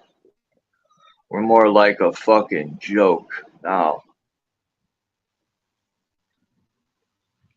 Yeah, it's like it served its purpose for 100 years or whatever, right?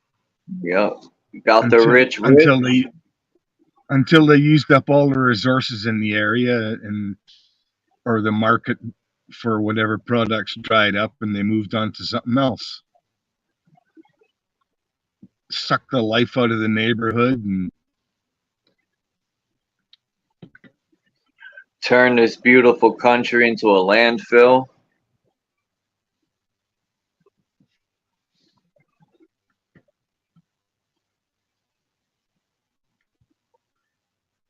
Jimbo Khan. Hey, yeah, Chuck, maybe it could be like once a week you could have like be an alter host, be like Gordon Ramsay or something. I gave you a chance. You weren't prepared. I let you on my show. You shit the bed. Crikey, mate. I take back the homeless. She's saying to say she's an adventurer, not homeless. That's great. Because if you're choosing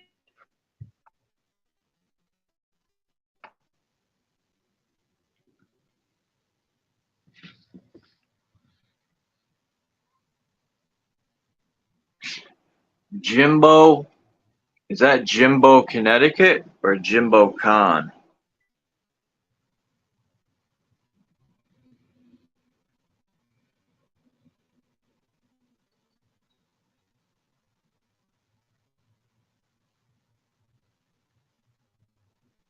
Oh, pizza's here.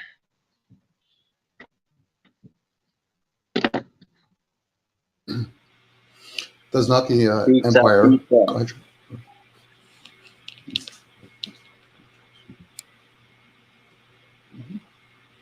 was going to say, Charles, does not the Empire use all the countries of the world as industrial countries? And they just take all the resources, move them around? Yeah. Why is Jim Bob here? Why is it saying JG bear shit? Because we were talking about bear poop.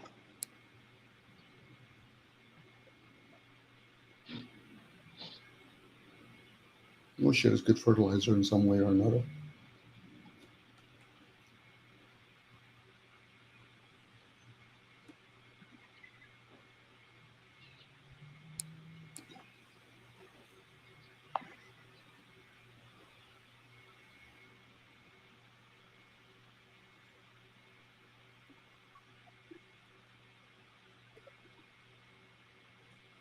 So, guys, in this case, I'm just using America. Is America run as a country or as a corporation? Corporation. True, GG. Both. Okay. So the leader of that country, are they the CEO of that corporation or the president of the country? Both. Okay. Well, you're bringing in more fish at that point, Charles, by saying both, which is great. So Well, president, CEO, it's all the same. So are they there to represent the people or the citizens of the country? They're representing the people. Okay, so let me change the word now, because that was an old document. That was an old constitution. Are they there to represent the stockholders? They're there to represent them. Who's the head of the military? The theater commander. It's all theater. It's all work. Well done, JG. Yep. Yeah.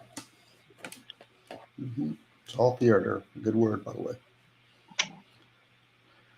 And when people are self-absorbed, they're thinking, when they hear things, that person or those people are always talking about them. They're actually not talking about you at all. Who are you getting at?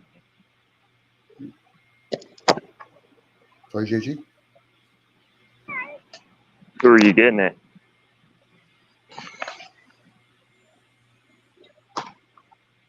So, did you say who's getting it? Who are you getting at with that? People are self-absorbed. They think people are talking about them. Like that was random. Oh, people will say words like, I'm here for God, or I'm a Satanist, where it actually clearly shows it's all about the self. They're serving the self. When you wake up, that waking state program, that's what they're serving. You know, even Satanists do not serve Satan, maybe in words only. You know, if they're truly working with God or whatever it is, then you would be working with nature all the time. You wouldn't be caught up in this type of technology. I'm okay with me sharing this because I realize I know where I stand, where other people, they don't know where they stand. You know, that's why it's self-absorbed, or selfishness opposed to being rationally selfish. That this rationally selfish just implies that you're including other in the equation, but most people do not include other in the equation. It's all about them. They might say things, I'm here for my kids. I'm saying, you send your kids to a schooling system. You don't even know who the teachers are, what they stand for. So you send them there. That's called neglect. But for a person that's self-absorbed, they wouldn't give a damn about that, only when they get called out on that, or somebody points a simple example in the public platform. You know, most people that are into anarchy are usually self-absorbed. They don't see beyond themselves. Well, how would that look like if everybody was in anarchy? Self-rulership opposed to ruling the self. You know, anytime people say words like self-aware, self-love, they're telling you're self-absorbed. Opposed to know thyself, aware of the self. The ongoing program. We're using an ongoing program as I'm communicating with other programs. I'm just using today's lingo in the debate. In past, they would have said those are demonics, those are parasites. Again, more words. Now, self-absorbed people are going to attract and have the same kind of leaders that they are. And then they waver when it's advantageous to them. Well, Dom, I'm not self-absorbed. The fact that you quickly defended, you revealed yourself. Now, they might get upset because a person like me or other will say that. I said, no, you should have done your own revolution from within. You're still thinking that you're looking outside, that you're there. You've never been out there. And if you're going to do astral travel, did you do it with that vessel? No, that vessel's still there. Again, it's the concept of the eye of the beholder in a Plato's cave. The eye of the beholder. Who's the eye? The Plato's cave. How do I explain to everybody else that you've been looking at a wall, but you've never been out there? This is all the folks, if they really become that little scratching of the surface, holy fuck, Dom, I've been indoctrinated the whole time. Sure, you have. Good luck trying to explain to other people. That's why I just share out loud. If a person grasps that, good for you. Good luck now existing with the rest of the masses. Because there will have to be some luck involved. And then when people start getting all upset, whether me or others, I'm like, that's interesting. You tell me when you're done. Why? Because you're talking about you. It could be me, but again, how does that serve you, knowing that you figured out me in a little bit? Again, JG, that's just more of us being self-absorbed. They don't want to hear the word, because if they did, they would say, well, Dom, that's an interesting word. I already knew that about myself. Well done. You already know yourself. Know thyself. This is not about knowing others. Fucking people that do backbiting don't realize what they're doing to the heart, because there's blood that goes to the heart, and that's memory. And in that memory, you can easily be tainted with that. That's why most people are led by the heart. They'll say shit like, inner stand. I'm inner standing. Get the fuck out of here with that. Inner stand. You're being led by your desires. Fuck, I don't need to hear that. I can do that on my own.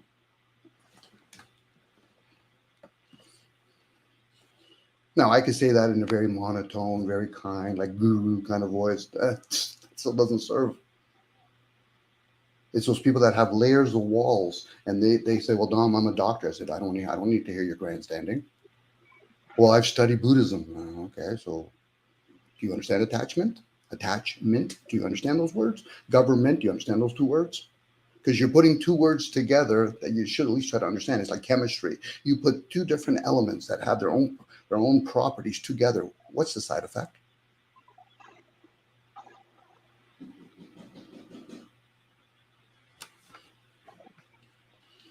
Sorry, Gigi, I went way on too much of a tangent on that one.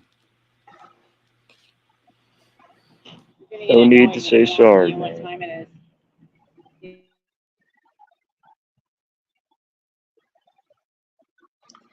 So what's wrong with being self-absorbed, Dom? Like, What's do right you think about it? there's What's do right you about it? think there's a time and place for everything? Like, I just don't see too much wrong with being self-absorbed. Depending what you being self-absorbed, about.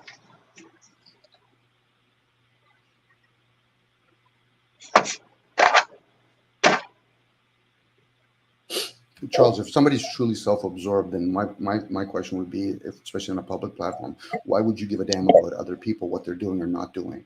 A self-absorbed person doesn't care about that kind of stuff, unless they're wavering, so they're not true with themselves. In that case, they're not being honest with the self. If I was truly a politician, I only give a damn about myself. Would I give a damn about other people and the side effects? Probably not. If I was born wealthy, why would I care about the poor unless somebody educates me? We benefit from the poor. Oh, okay. These are people that are self-absorbed, but they're not even owning it. And it's not about wrong, because if it is, because most people want to lead towards right, then what's right about it? And they got to be honest with the self and self-absorbed.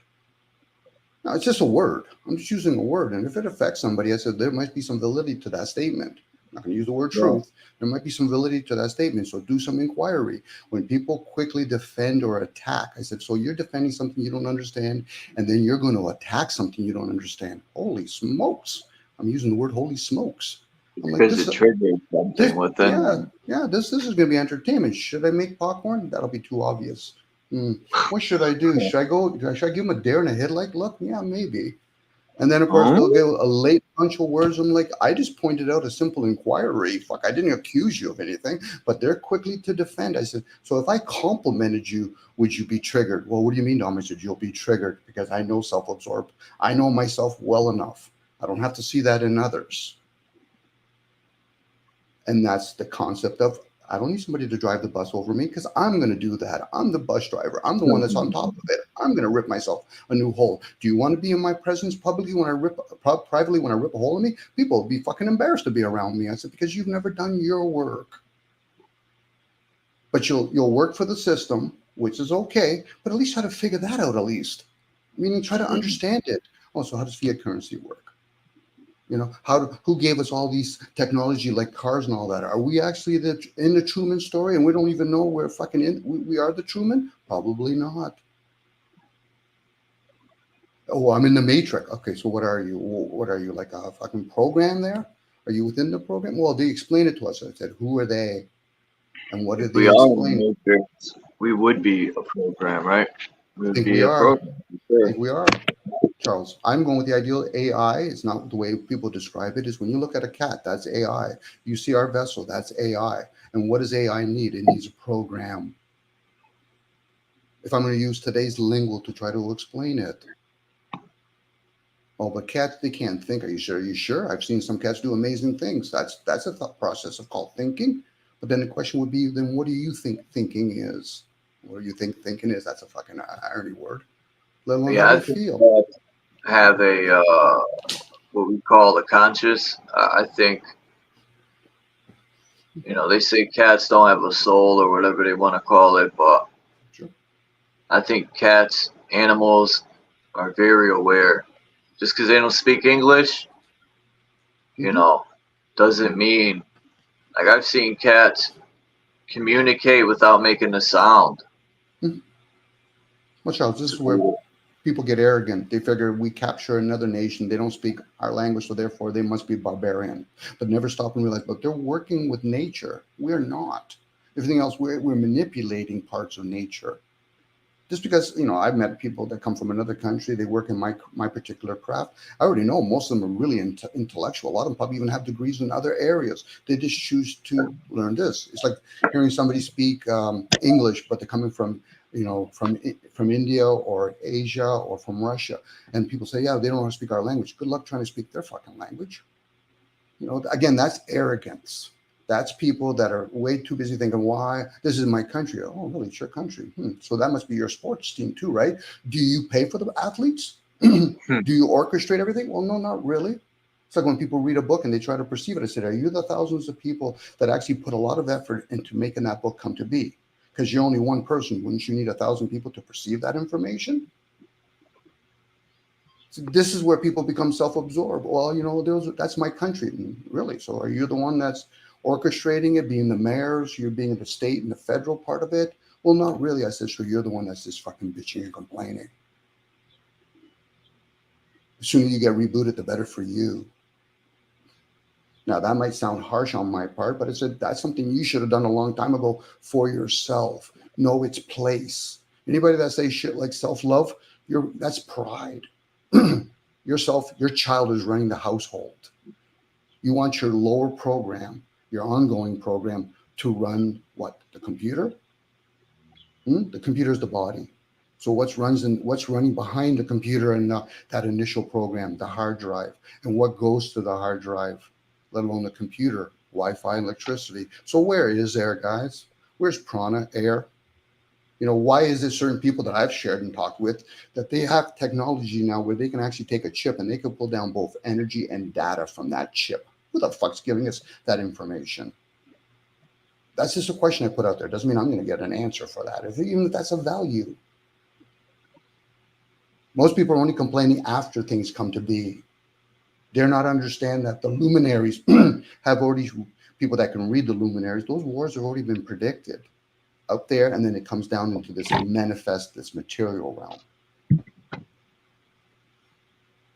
I think there's always been AI. What do you think, Dom? I think so. Well, to my awareness, I would have to say yes. Can it be manipulated? When people talk about giants or whatever. So again, that would still be AI, I guess, at that point, face plant. Whatever form that it gets, whatever thing gets harnessed into a form would be what we would call AI. So a car could be classified as AI, artificial intelligence, because you put on an ongoing program. It's a clever word. Like in the world, we're participating in a narrative. We might be on one side or the other in the polarity, but it's still participating in the narrative, right? It's both sides are bogus when the narrative is bogus. Well, it could be bogus. We could be being guided by it. We can break away and say, okay, well, we think it's bogus. We think it's a script. I mean, for example, the Republican and Democrat, when they're both full of shit, voting for either one of them is participating in the fake narrative. So It could be a distraction at that point. It yeah, you distracts can't. us from. Go ahead. There's no reason to complain about it if you're voting in it. Well, if we're being honest with the self and knowing my own hypocrisy, then if I realize I go through all those distractions, then why am I not governing myself? That's a tough question for me to, at least if I think I need to put an answer to it or apply it, where I can come to that awareness, but I like my comforts. Okay, so you've chosen to vote for your jail maker, and now you're going to complain about it. Okay, so as long as they give us the illusion that we have freedom of speech, in other countries you don't have that choice. It'll be a public display. We shoot that one. We have a problem. Anybody else talking openly about our system? See, America, like Canada, we have a false sense that we have freedom. So they give us choices. You can either vote right or left. It's kind of like, do you see the glass half full, half empty? I said, why would I want to play limitation games with us? That's the whole voting part. Go ahead. Even being a village idiot like me, I'm playing a role in the narrative too. It's like, ask him what he'll do and do the opposite, or ask me what not to do and you'll go ahead and do it. Yeah, well done, Face Plant. That's the best position to be in. No? So you're going to give me a red and blue pill, okay? But you're not going to be upset if I pretend to take them, right? Why? Because I'm playing the fool still, even though I'm still in the system. It's just I just choose to at least see it a little bit more with a little bit maybe clarity. Yeah, I would be classified as beyond the pale with its interesting figure of speech, meaning I think the pale represents the wall of the town, the pale whitewashed wall. And if you're not within the walls, you're beyond the pale. Like when they say something's beyond the pale, meaning it's crazy if you're in the narrative. But if you're outside the narrative, beyond the pale is the correct way of seeing the nonsense. Right, you're undone.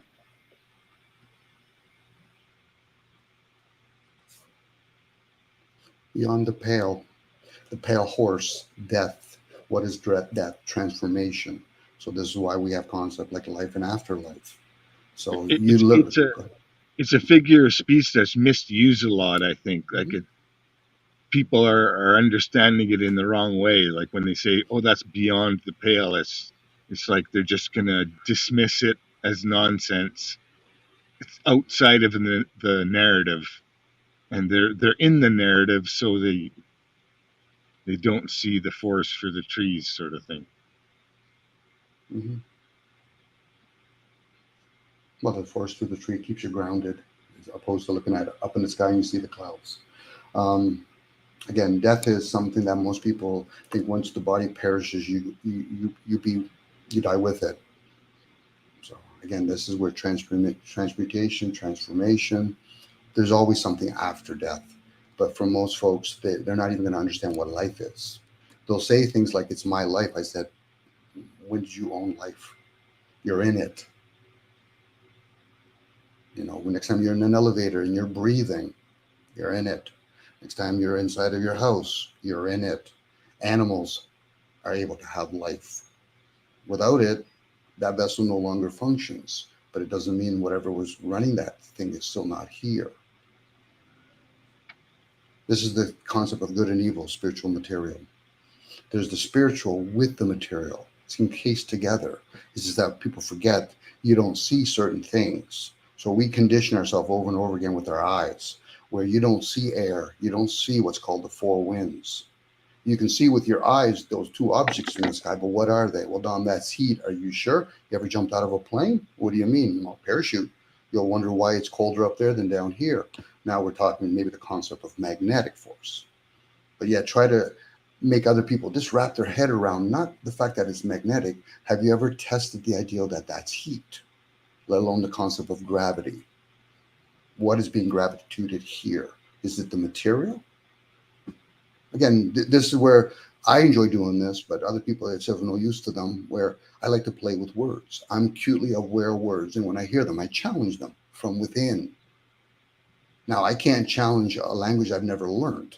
I might be in that person's presence and pick up body languages or energy of some sort, but if I hear somebody speak in Mandarin, I'm like, okay, can you transmute that into a language I can relate, or some sort of common language? Well, Dom, I'll give it into you in Braille. I didn't learn Braille.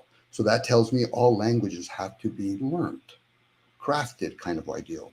But then people use connotations like, well, it's spelling. I said, yes, it is spelling, but are you leaning in already towards is good or bad? Well, yeah, well, then you voted. This is what voting is all about. You take a side, the narrow path opposed to the two cliffs. I voted liberals. I voted conservative, democracy, capitalism, communism. That's how we play that distraction game, opposed to, okay, well, they've talked about communism in its purest theory. Communism can work. No other ism can work, but communism can work. But why does none of them work? Because of human factors. So then talking about democracy, thinking it's going to work, I'm like, no, fiat currency will work for a bit. That's the game they play. Americans are supposed to hate the Russians. The Russians are supposed to hate the Iranian. They're not actually become the observer and realize, but isn't the Federal Reserve actually financing all the militaries? Interesting. What do I do with that information? Giggled. I'm not giggling at people. I'm giggling within myself. I said, that's interesting.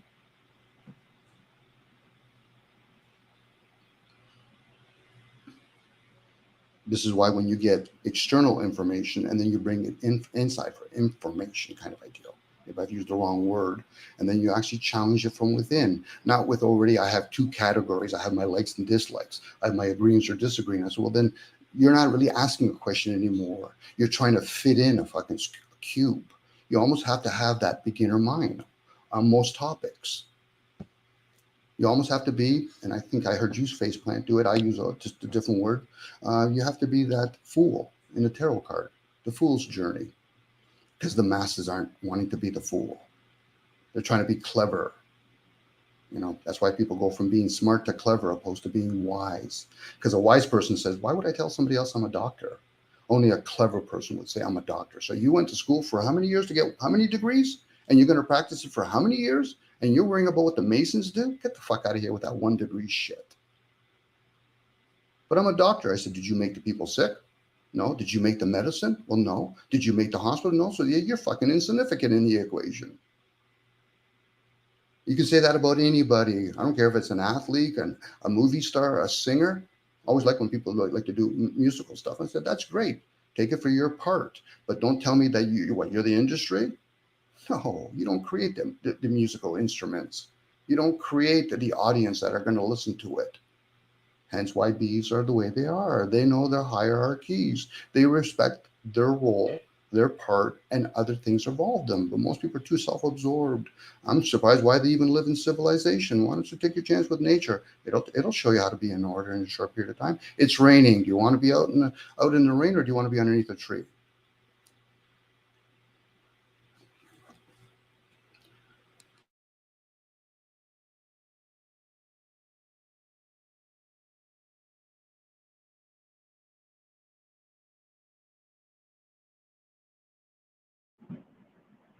Ow.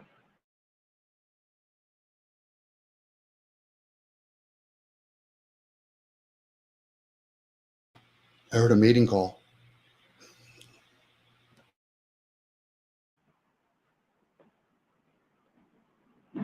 I'm a doctor. Okay. You did all this work with all this schooling, put all this time and energy and money into becoming a doctor, and now you just push drugs.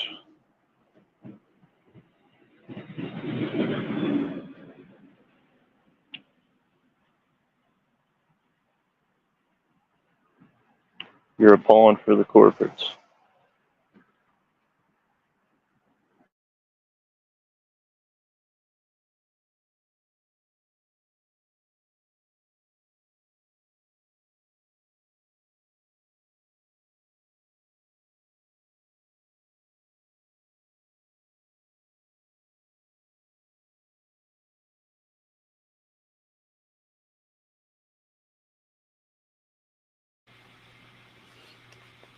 Some people, Charles, JG, are pawns. He's got to be intelligent. He's a doctor. He's got to be intelligent. We all are, I guess, at that point. But some people are the pawns. Some people are the pieces, you know, and then a lot of us are just, what, are we even just the board itself? I'm always curious, well, who's the hidden hand then that moves the piece? Because the king's not that important. Same with the queen. Same with what the bishops and the horses, and even that. I think they changed the rook. That used to be like an elephant concept.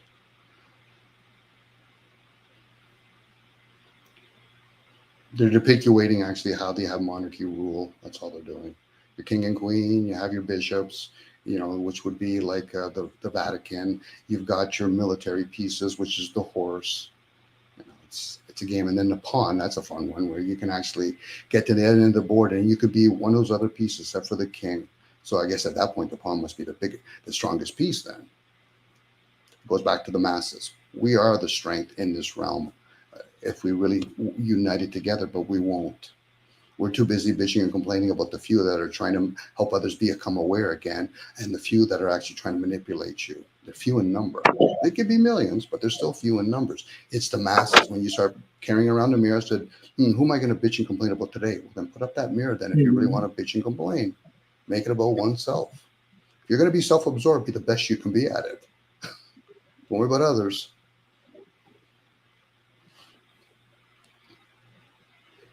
But I'm kinky that way. I like to play the right-hand path opposed to the left-hand path.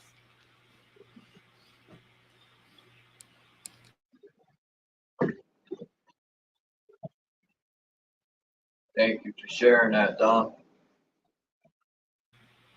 Always, Charles. Always.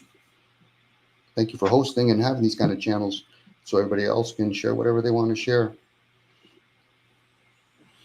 What are your thoughts on solitude, Don? I think we always have solitude, JG, but we try to distract it by being in the presence of others. I'm okay with being alone. But, you know, since you've asked, maybe break it down a little bit so I can follow where you're going with that, on what you think solitude is. Well, I read up on solitude, and people say, like, you know, solitude's a good thing. Like Jung was saying, you know, achieving solitude is a great thing. But there's a lot of stigma with solitude. I think the upbringing might play a role in all that too, JG. You know, those folks that are born in a family where there's many offsprings, they might cherish solitude when it presents itself. And then there's other people that are, you know, they might work in an industry where they have to work by themselves. So they're used to it, but then when they're in the presence of others, they cherish it. But I think it does bring value, solitude, but I don't think everybody's designed to be able to appreciate it or really, you know, grow with it. You know, prison can be classified as solitude for some people, but it isn't. I think it scares the shit out of a lot of people. But people also look at things in an unintelligent way. Well, at that point, JG, then the person has to realize if they try to avoid it, well, then look at the strong suit. Then what do you like? I like to be in a group of people. You know, like I like to be, I like being a social butterfly.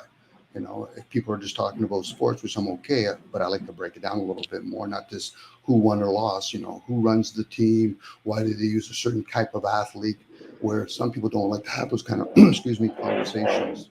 They want the simple, how's the weather out there? Well, you're 2 steps away to finding out. You know, a lot of people don't feel comfortable by being alone with themselves, so they're going to struggle with the concept of solitude. They rather be in a noisy restaurant or a noisy flea market, and they feel as though I can get lost in it, but yet they'll struggle when they say, but I want to be independent. I said, you're surely not showing it. You know, the energy that you're giving off is you want to be lost in the crowd, which you could serve, you know, and it's like anything else. We could Jones it and be a junkie in anything. Some people can go into the woods and be a hermit. But yet, if you really watched them, I say, yeah, but you really weren't. What do you mean? You were communicating with the animals, weren't you? So then you're not really trying to be alone. You're just trying to remove yourself from other situations like human contact, for example.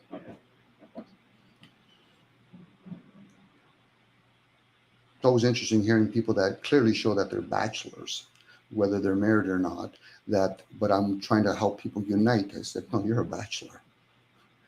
You'd be better off explaining how it is to be a bachelor than to try to be like a family person, let alone a community person. You know, because there's people that have been conditioned to be family type oriented, but not community oriented.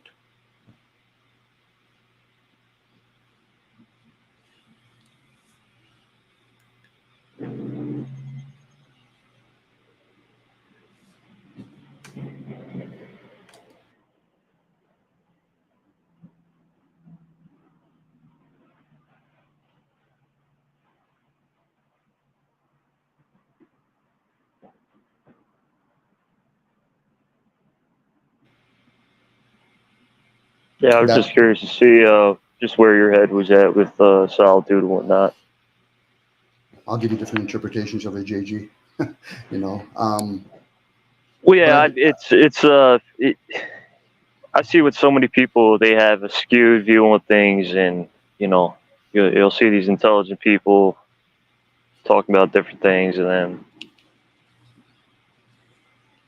they'll look at solitude or they'll look at whatever, you know, as something it's not. It's kind of like you were saying, or we were talking about being conditioned. A lot of people are conditioned to look at good things as, you know, something else. This whole homelessness shit too. It's just like you just get dubbed. You get put in this category, and it's just like, god damn, it's way deeper than homelessness, you know.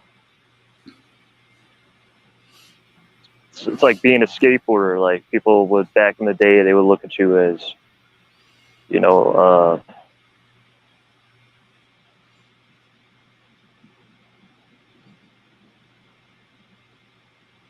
just like they would look at you negatively, but it's like this is like one of the most positive fucking things, you know. We usually slant when we talk about positions. So let's say homelessness. People that will talk usually talking from like a mid ground where they're not going to address their comforts. You know, it's like talking about poverty. Well, you need also other people to talk about wealth. So the other, whether we're all being like childlike to say, okay, well, I'm glad that person talked about being really rich, because I realized that's not me, and I wouldn't be able to grow with that. But I'm very grateful that somebody told me that they put their hands on the stove or being wealthy. No different people that talk about homelessness. What about those people that they should be talking about their comforts, their attachments? You know, there's a lot of people. There's many reasons why a person could be homeless. You know, mental disorder. They don't want to fight it. They don't want to play in the system anymore, or they just download themselves. I'm sorry. They remove a lot of their attachments. So I'm okay being in a tent. You know, where for a lot of people, what they think of homelessness, they're avoiding that. But I'm attached to all my comforts. I want to know there's a furnace there. Well, the person would turn around and say, well, why would I question that? I said, well, no different than why are you questioning why people are homelessness then? That question has to come from within first before you start entertaining other people the way they want to live. You know, it's like people talking about democracy or American Canada's the best country I've ever been. You ever been to other countries? Well, yeah, I've been to other countries. Did you go there as a tourist? What do you mean? Because being a tourist, going to another country opposed to going there to live and work and all that's two different things. I can go to any country as a tourist and feel, well, this is great. I'd like to live here. But could you, Dom? You know, this is where people now forget about free will. They're trying to force the will. Oh no, I'll do it. I said, you'll do it out of pride, but most of you aren't going to succeed. Could a person that wasn't raised in wealth understand all the rules and regulations they got to follow? No different a rich person. Could you live in an environment where some people live like puppy mills? They don't know exactly how they're going to get their next meal, let alone where they're going to lay that vessel next by the end of the night. You know, enough people don't challenge that stuff. What they do is they have a slanted view, which we all do, and then we try to write another book on that. Fucking burn that book. And if you're going on like me, buy some duct tape. Why? Because that's silence. That's why I'm just going to address what Campbell said. A lot of people don't like to be in silence because eventually you're in it long enough, something will come up and say, you're finally willing to talk to me now. That's subconscious.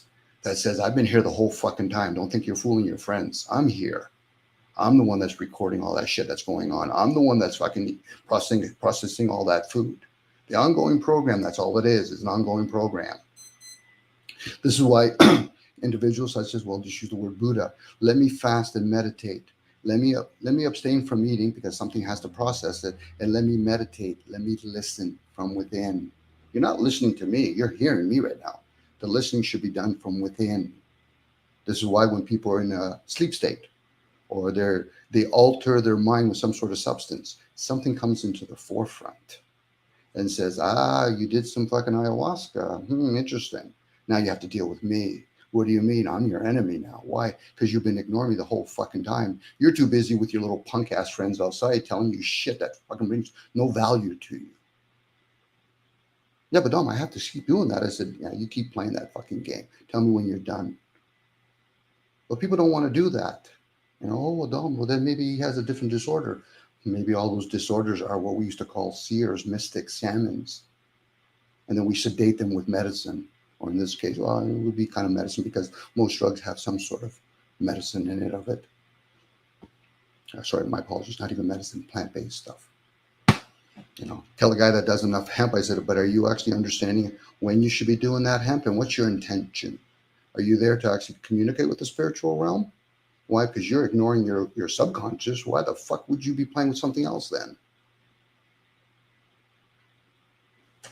But again, guys, most people, and most of us, we're the few. We're not the many here. The many, you just have to go to the mall. You just have to go on the highway, and that's what they're doing. They're doing the regular things, whatever that is to them. Got to go to a job that I hate. I got to make sure I go to an office. Got to be a lawyer. I got to be a doctor. Fuck, I even have to play the role of a homeless person. A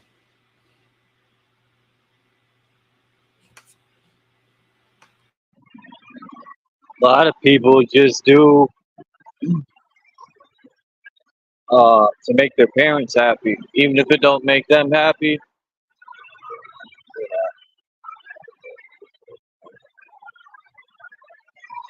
I don't know how to look at that. You will, Charles. You'll just struggle with it. Like we all do. You know, dare not try to change your diet and then hear other people start saying to you, well, why have you changed your diet? I said, have you ever explained to me why you have your diet? Well, not really. I said, then why the fuck are you asking me that question? Are you choosing to change your diet? And are we talking about the physical diet, the emotional diet, the mental diet? What diet are we talking about? You know, it's like when people talk about their meat eaters. My first inquiry is, okay, is it domestic or is it wild? Because that's the energy that you're going to take. Hence, you are what you eat. Then they wonder why, hey, I'm going to wear fucking jeans. I'm going to eat fucking domestic animals. Then you wonder why you're a domestic creature.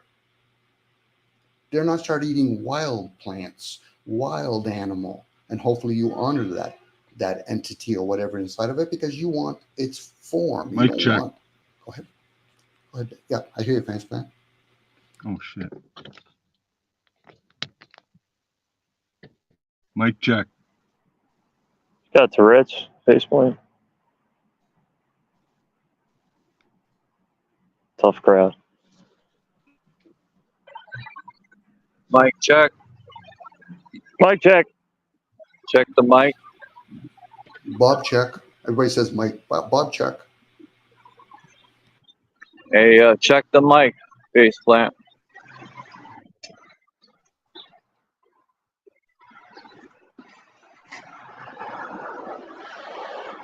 Wonder why they call it a mic.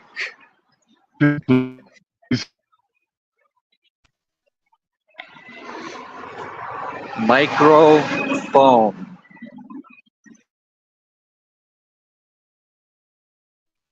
Yesterday, early in the morning, it was getting light around with there's a person wandering around my yard with a backpack, like stopping like behind a tree so I couldn't see them, and then they'd go around back, and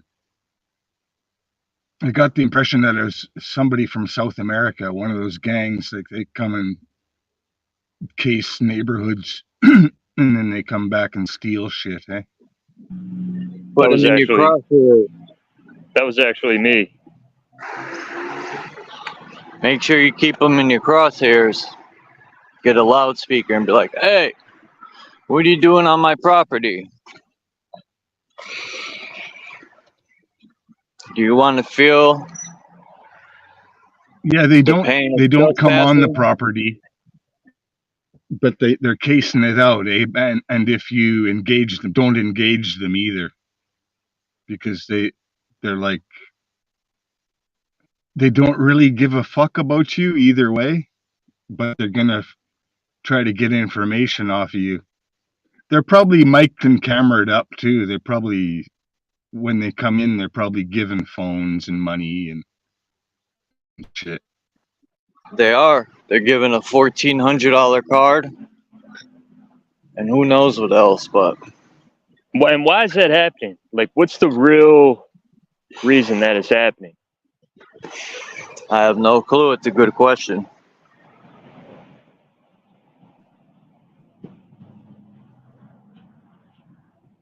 You know what's crazy? I've been biking around Montana and using Google Maps for bike directions, and they'll fucking put me on these roads that are like abandoned roads that turn into private property, and I'm just like, what the fuck? Like, why is Google doing this shit?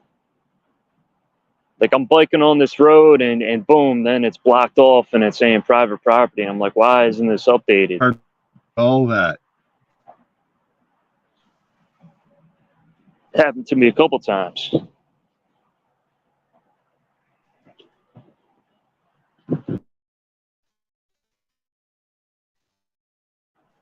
But that's when it gets interesting. That's when the adventure gets interesting, and you're like, all right, oh shit, I'm on private property now. I'm going down this private road.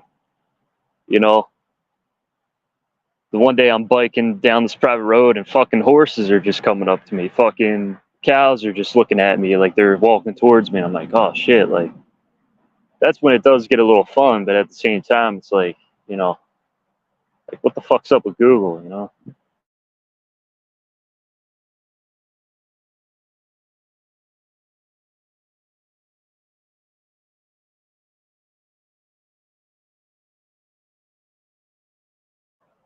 Tighten up, Google. Get your shit together.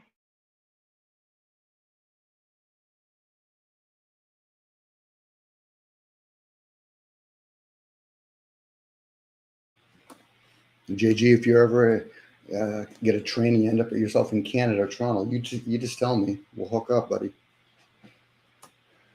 Yeah, I've been thinking about checking out Canada, hopping trains up there, but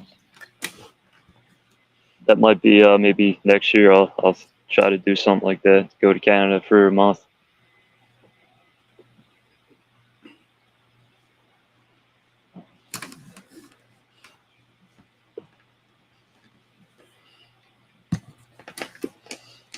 So would it be classified almost like you're like a nomad at this point? Me? Yeah, what you're doing right now. I basically consider myself a hobo because I work and hop trains and travel and wander, and like a tramp's big and they don't work and they'll drink, and then a bum just drinks. So I pretty much, in like the train hopping world, I consider myself a hobo. Well done. Well done. But altogether, I'm just a free spirit, you know.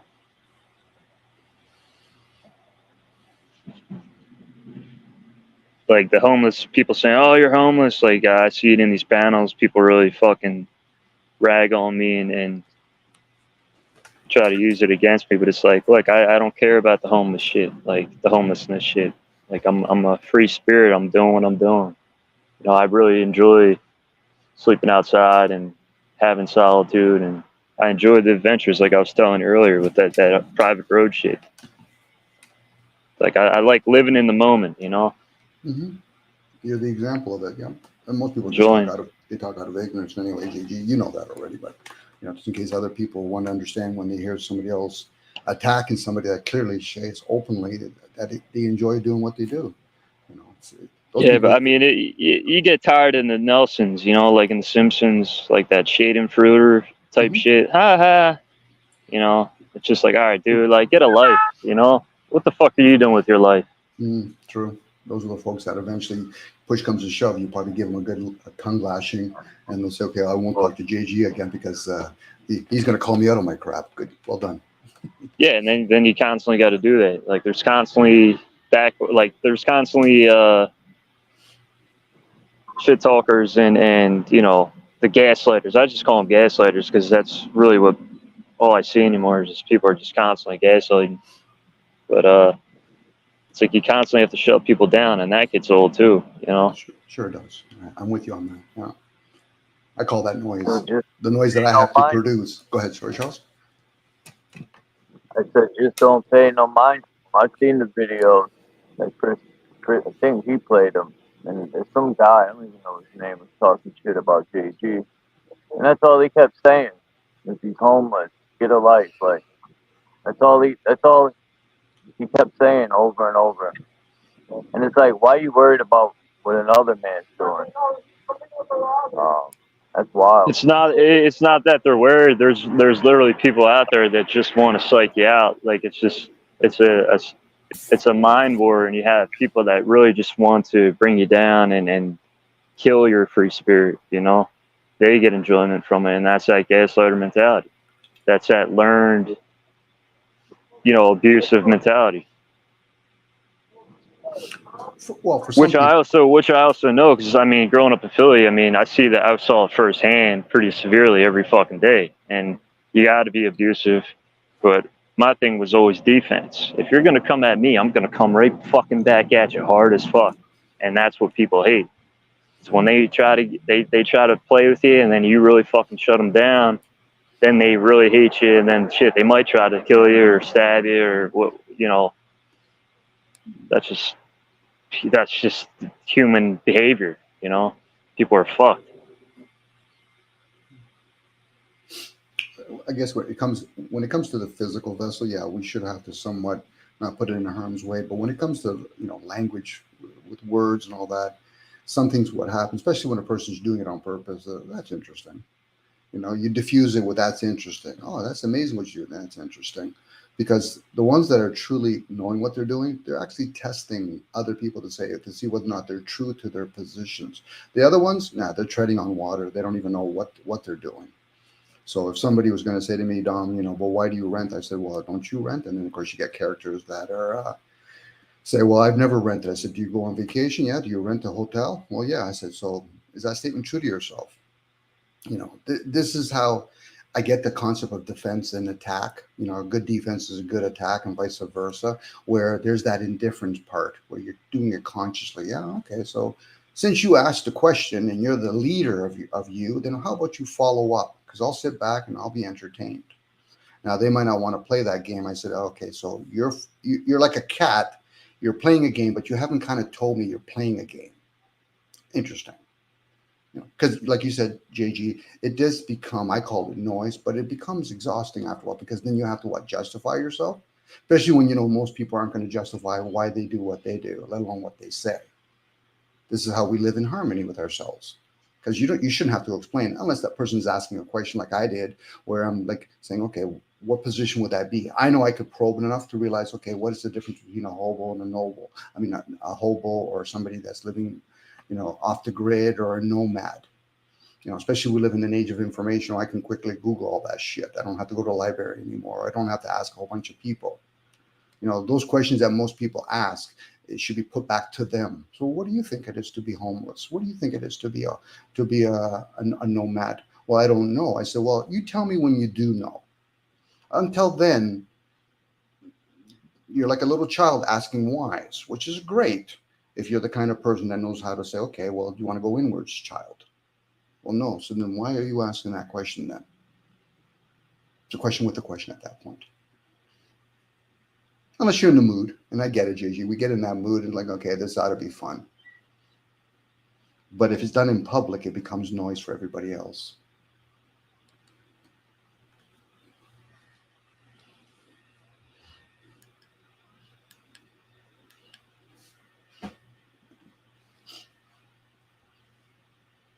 Because the ego will always come out, whether you want it or not, to defend itself or attack itself if it's a public display. Privately, they say, you know something, Dom, thank you very much for doing that. And the fact that you show decency of not doing it in front of other people, regardless of my position. No different if you start ripping into somebody else in their home. They're going to defend it. So the question is more for the person that's doing the attacking. Why the fuck are you doing that? Especially if you don't know who you're actually communicating with. You might be communicating with somebody that says, you know something, you could disappear tomorrow. And I'm not talking physically. Now, that's me being a little bit of a goof at that moment, but aren't those people being a goof? You know, usually when people are asking other people why they do what they do, they're probably trying to defend something or stand on a position. Well, I don't agree with abortions. Okay, so have you ever been in that situation? Well, no. So then where you are you going to show empathy to other people? Maybe to find out why they were even put in that situation. I just use abortion. It could be homelessness. It could be a parent that actually has a handicapped child. It could be people that get divorced and all that. You know, it's about inquiring more than just the ongoing story. What's behind it? What's led to that? Well, Dom, I don't care about all that information. So then why would you give a shit about a simple inquiry that you have? You're like a fucking child that doesn't really know exactly how to go inwards first. Now, they'll get upset. What? Because based on my tone of my voice? I could say this so many different ways, but how do you get somebody that's built all these walls in front of them to really address what's going on within themselves? Because all the rest is just distractions. Well, what's the government doing? What's America doing? What's Canada doing? It's always fun when somebody says, well, you're Canadian. I said, so what? Because there's a different landmass that we think differently? Unless we're talking about programs. Same people that bitch and complain about religion are the same ones that'll defend state or they'll defend their position of the surface of the earth.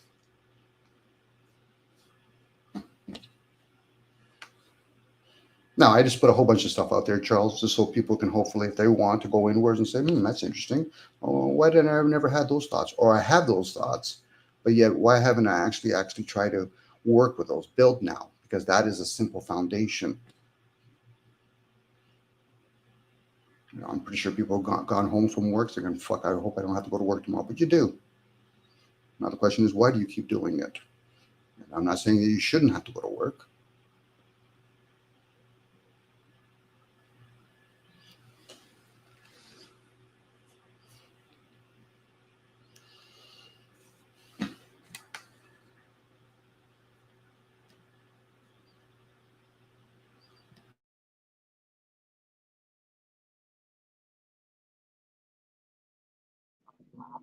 Thank you for sharing that, Dom.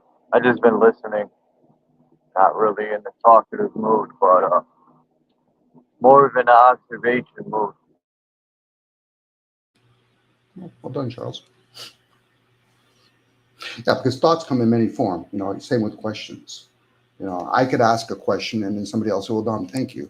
I forgot to have that inquiry. Or when I hear other people ask a question such as, who cares? That's actually a question. But I pick up the energy for it. What people are trying to say is, I just don't care about anybody else. Well, then the question would be, do you even know how to care? Why? Because if you did, would you actually be saying the word I care or don't care? Especially if you're a practical person and you want to apply it in action, then why don't you just do it then? Opposed to being. That's why I say we hear each other, but you should always be listening within because something's always picking all that up. And it's recording all that information. But a lot of us just never reflect on it, never go back and say, okay, I recorded everything, but at the end of the night, do I actually replay it? No, most people don't. Because they're not truly one with themselves and say, oh, ponder this, Charles. And I know people have done this. I'm not saying I have that ability, where somebody will get mugged, but truly say, I never saw the person that mugged me. But yet when somebody asks them to give a description, something will come out of them. And to the T will describe how that person looked like. So what's there the whole time? The subconscious. That is what you should be listening to. This is why we have dream states. But people say, but I had a dream. I said, okay, but are you a dream interpreter? Well, no, then go find somebody. No different a child that asks a question, why? And you're the parent. I just don't know how to answer it. I said, then find somebody. This is how you guide your children, not fucking manipulate them, because you're already using an indoctrination to manipulate another child to be the next what? Indoctrination? And I'm not even saying indoctrination is bad. I'm just saying it's an indoctrination, meaning that it does serve in some way, but most of us just don't know what to do with it.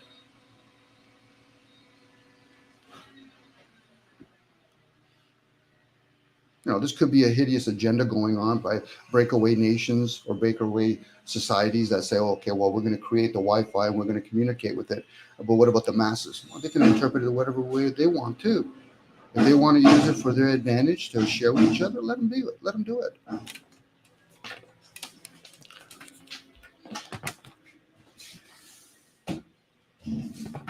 But people are spending way too much energy thinking it's some hideous plot, which it could be. I'm not going to denounce the fact that there could be certain clubs out there. They're totally out there to manipulate it, and one of the effects would be it comes to the masses as harm. But the question would be for the individual person, in this case, especially when you're self-absorbed and you're honest with yourself, well, how does that serve me to know that information? And change is constant. So when people say, oh, I can't make any changes, no, not on an individual basis when it's a group environment that are doing all of that. If we work together, whether we knew it or not, to have this kind of strife that we have, well, then we have to work together to do the opposite. But we first have to stop the bleeding first. And arguing with each other, my question is, how does that serve? I get it if you're a club member and you've been implanted. But then my question would be to the rest of people, then if you challenge it from within, it doesn't matter what their intention is. You'll correct it from within. If it's even about correcting it. By the way, Charles, this is the shit. This is how I talk to myself. It's kind of the concept of you fake it till you make it. So when I share with other people, I'm seeing it, and other people, they grasp it, they can bounce it back to me. I'm thinking, okay, thank you. Why? Because this has been moving in my head for a long time. I just don't know what to do with it sometimes. Sometimes it's good to let it out.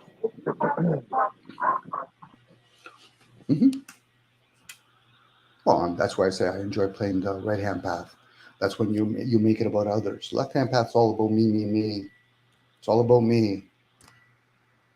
You keep my enemies closer. Why do you mean I have to keep myself absorbed other folks beside me? They don't give a shit about me. And if they did, their actions would show, yeah, Dom, I'm concerned about your well-being. Thank you. But first make sure that I care about my well-being. Because if not, then you're just basically what? You're helping me put water into something I keep taking out. This is why when people they're not grateful when other people are trying to assist in awareness. Now, if they want to do things, well, then get offline and start doing things. Go fucking plant a garden. Go build a bomb. Go build a tank. Do something if that's what's important to you. But for most of us, we'll only do it because we get paid. And that can come in the form of attention, fiat currency, feelings, obligation, duty, many ways to get paid. But yeah, most people will not pay attention from within. Go figure.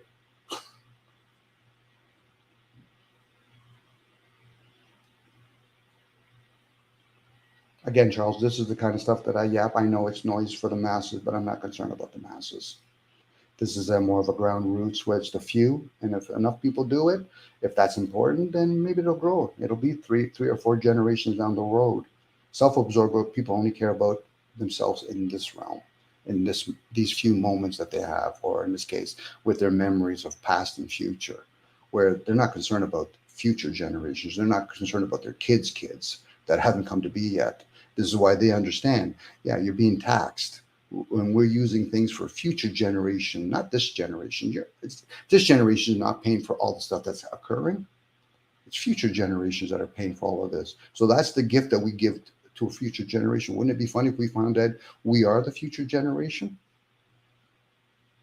And what we don't do here, we reap there.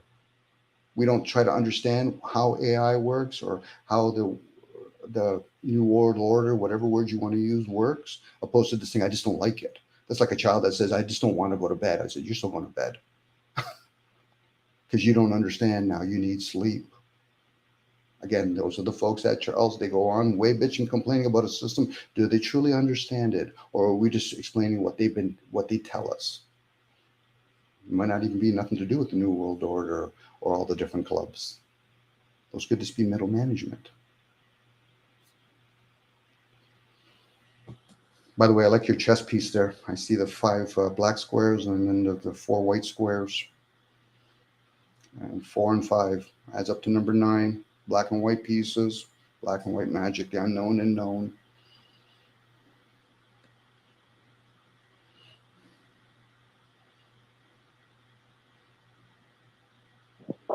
All right. That's one thing in chess I haven't learned, was to count the squares, you know, like the numbers.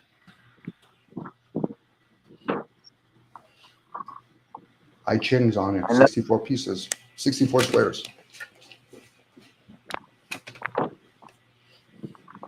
64. 4 times 6 is 36. Mm-hmm.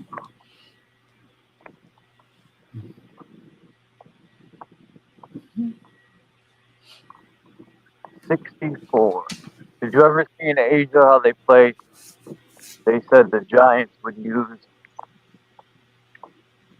or taller people, you know, 12, 14 feet would use us as chess pieces. Mm-hmm. China, there's still a human-sized chessboard. Mm-hmm. It's kind of like the hidden hand. Who's ruling everything? It's the hidden hand. You know, we metaphorically, or not, it's not metaphorically, but in literally where we use our hands to move the pieces, and we get caught up thinking the king's the most important piece on the board. No, we're the most important piece on the board. That we're not even on the board. You know, this again. Chess is just a more simplest way of doing it, where some people might not want to play checkers, but some people do like to play checkers because it's an easier way of reinforcing winning and losing, opposed to just studying the game for what it is. Don't worry about outcomes. Once you realize you don't worry about the outcome, you could play the chess masters of the world. But for most of us, we're driven by, but I have to win. I said, then you have to vote. You got to pick a side. Once you see it for what it is, and you just push aside just a little bit the winning and losing, you can learn way more. You can learn, okay, before I make a move, how many possible moves do I have before I make a move? Then you can start figuring out how many moves the pawns can make. The only piece in the backboard is basically the horses that can move. You know, so once you start realizing that, you can bring that to numbers. Then you just because you lose, don't mean you really lost. It could be a win, because even though you're losing, you're supposed to study your opponent and figure him out. So you could look at it as a win-win all the time. You can, Charles, but it's when you choose not to participate in that concept of winner or loser. Whether it's win-win, lose-lose. To look at your opponent, you're still missing it if you're playing chess. This is not like poker where you have to read body language now. Why? Because you understand to a certain point all the cards that you have in your hands. You know, so outside of somebody controlling the next 3 set of cards in poker, you only have two cards in your hands, and you will reveal a lot about yourself. You know, how a person moves his chess piece. If you want to start talking about that kind of stuff, they're shaking their hands. Okay, there's something they're not sure of. So I better remonitor the board. Especially chess is the kind of game where you get those characters that can actually think 30 moves down the road, meaning that they understand the programs. But if you're not caught up in its outcome, you can learn a lot. The one that doesn't know how to play chess really well has the most that they can learn. It's usually the ones that bottleneck and say, Dom, I've learned all the different chess games that are out there. You know, what confuses some people is when they meet another being in a smaller form, in this case, a child, and say, well, there's no way an 8-year-old should beat us chess master. I say, because you're still caught up in the vessel. You don't know how living beings work. Again, that's a tough one, Charles, because what it'll do, it'll just realize how much you're caught up in outcomes. Right and wrong, left and right. Those are outcomes. Outcome. Listen to the word, outcome. People value way more things than the outcome, where it clearly shows you've never left that vessel more times than not. So where's the income? The receivers. Where are you receiving that information? Are we talking from a physical plane, or is it coming from somewhere else? Now, that's where people start talking about magic. And then you start looking at the clouds. Why is it you can see an empty sky, and all of a sudden a cloud shows up? Let alone it disappears. Alchemy. Mm-hmm. Yeah, we can use the word alchemy. Yeah. But again, we're already driven with the ideal that once we use language, we figure that's it. No, the more we use language, in this case, spoken and written work, the more we're actually going into a lower energy. I was just about to say that. Yeah. Because you're putting it to a standard when you label something. Almost, right? You know, us breaking our silence by speaking, now we're in a different realm. And now once you start speaking, we're talking now about sounds and frequencies. And that affects liquids, our environment. We stay in silence long enough to realize, you know, when you think about those people that we'll call them gurus or whatever we want to call them in India, they're sitting there for days on end. Who knows what they're downloading or what they're visualizing, hence envision. But most of us have been trained to think, but why think about something or have a thought if I can't apply it in the physical? I said, that's the game that you play. You're going to give yourself a chance of becoming attached. I'm not using attachment as a bad or good thing. It just is what it is. You take it for what it is. And then once you start seeing things for what they are or as it is, then you can have many possibilities. The answer and question and answer narrows it down. And this is why we play the game half full, half empty game. Dare not find out that, can I talk about everything else? Sure you can. Can I talk about the table? Sure you can. Can I talk about the painting behind the glasses? Sure you can. Yeah, but Dom, you said this. I said, no, that was a distraction. I wanted to see whether or not you actually expand the brain with the mind. It's like some people can speak thousands, hundreds of languages. That might be overshooting it. But we do have many languages that we use already. Numbers, colors. Some people learn Braille, American Sign Language. Some people speak English. Some people speak Mandarin. A lot of us learn body language. Senses are all languages within themselves. It's a way of communicating. When I see something, I'm communicating with the vessel. Can it easily be misled? If I use the word misled, yes. I could see something in the sky and I think it's a real plane, and somebody tells me, no, that's a hologram. Like the sun and the moon? Sure. But people are trying to anchor themselves down here. Why it has to be one or the other. Okay. You tell me when you're done. And for most people, they're not. And then they become older and they think they're wise. I'm like, yeah, okay. Tell me when you're done.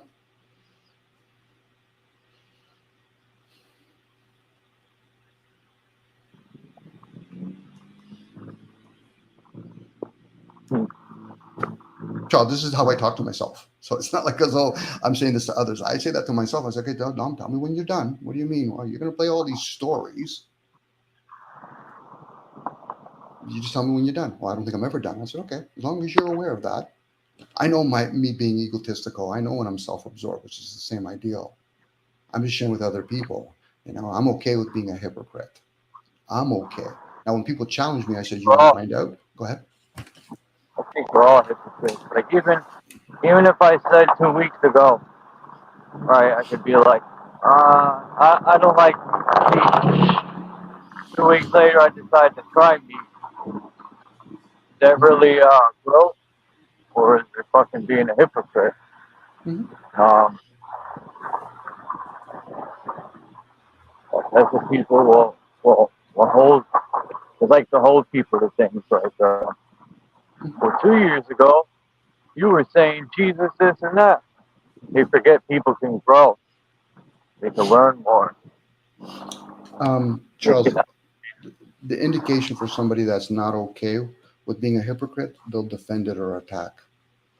If you're truly okay with your stance and somebody says, no, but you don't practice health. Yeah, I'm okay with that. I'll openly say, yeah, I don't practice health, but I understand it still. No different. Somebody said, Dom, I understand health, but I still smoke. Now, somebody said, but you should quit smoking. I said, what part don't you understand about okay? What do you mean? I don't feel as though I need to defend my position. The people that defend and attack are not okay with their hypocrisy. They're full of shit. Yeah. They just don't know it yet. They'll down you, right? Because they're practicing health, but they forget where they came from.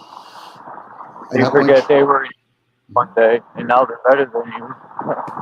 No, they're not down. Charles, the irony is they're not downing you. They're defending themselves. Remember, people are self-absorbed. Always go with the premise they're self-absorbed. They're talking about themselves. To think that's about somebody else.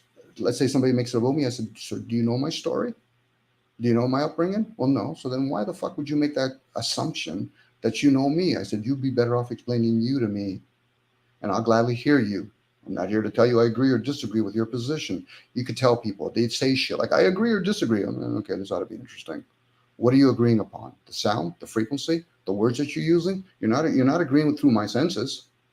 At that point, I'm talking to a child. I don't give a shit if you're pretending to be an adult. You're still a child, meaning emotionally you're not developed.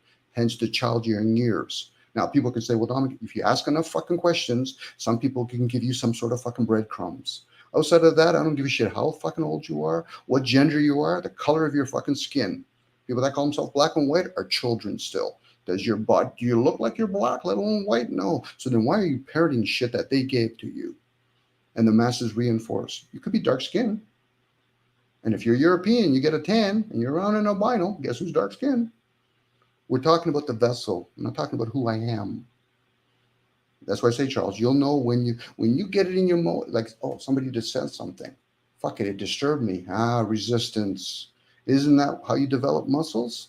With resistance, not with your comforts. And most people on most channels want comforts. Yeah, I want to join another cult. We're going to complain about the government. We're going to complain about the Illuminatis. We're going to complain about religion. Fucking the humanisms and the atheists are a funny fucking bunch. Same with religious folks. Well, I believe in Christ. Oh, okay. Which one? The one that's anointed? Or you have a halo over your head? Which one are we talking about? Well, Dom, you don't understand. I said, the fact that you said the word understand gives it away. It's not my responsibility. Like, go ahead, Charles. Right. Again, this is just that, and I just want to say peace to that, which is the hope.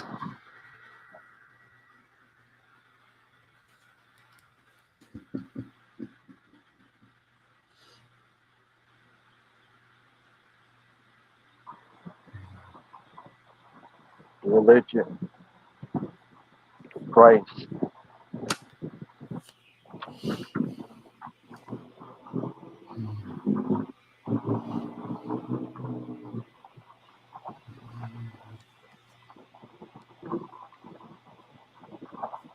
The Christian.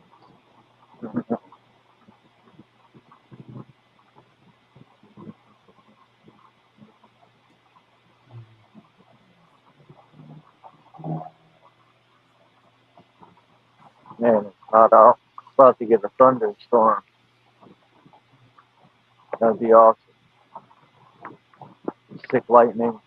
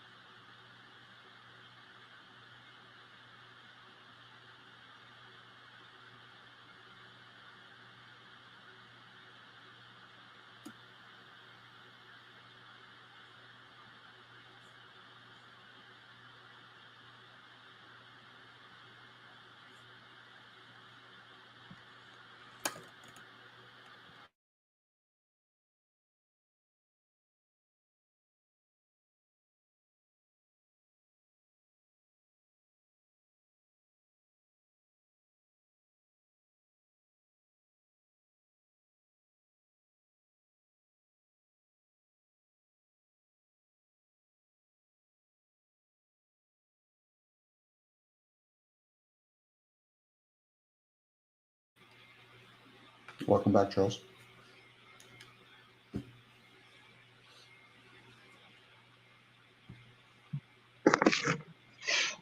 Sorry about that. Kicked myself out.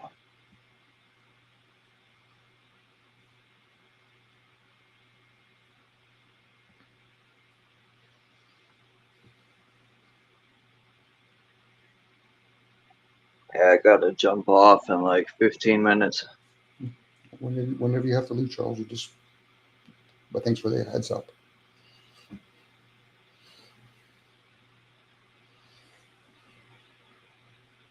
Probably going to spend some time with my dad at the hospital tonight. I'll probably sleep over.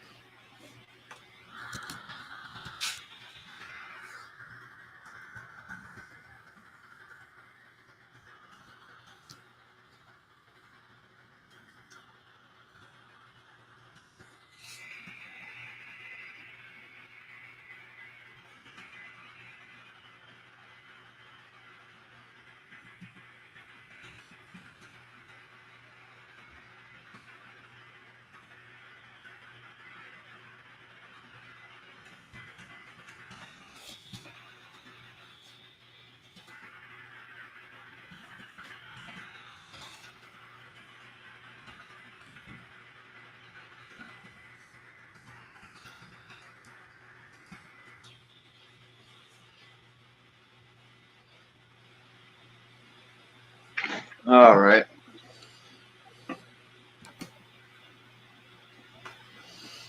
Did you go for a run? A 5K run?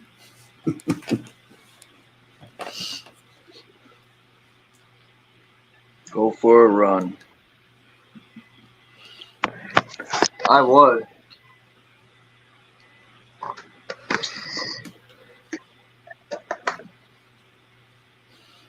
I admire the ones that, take good care of their vessels.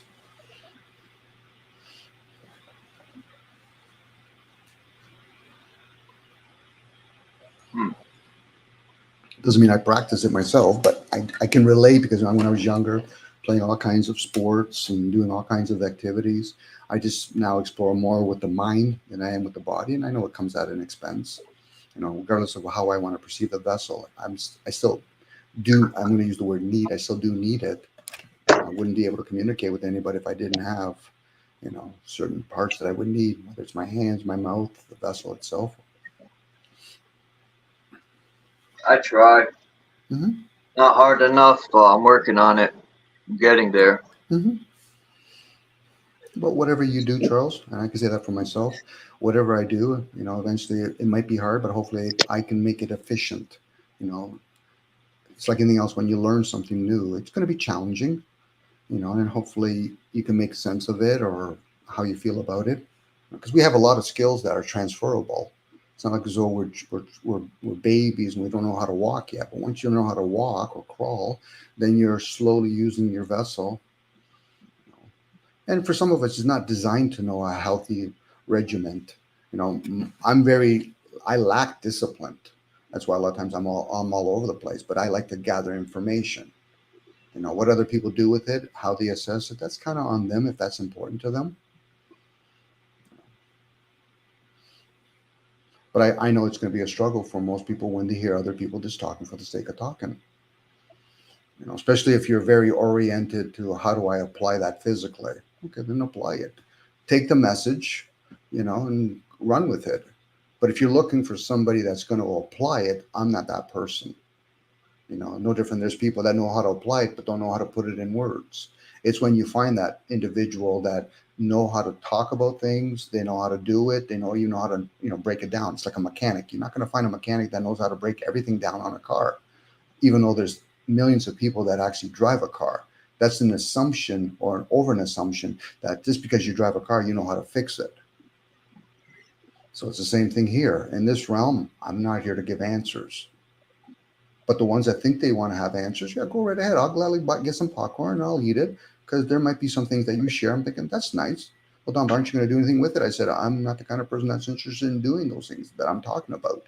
The things that I actually do, such as electrical, I'm point blank. I know exactly what I'm doing. I'm at an age where I don't even want to teach apprentices anymore because there's other people that want to do that. I just want to hang out with other journeymen and do our job. I like working with my hands in that area. You're not going to find me in the gym.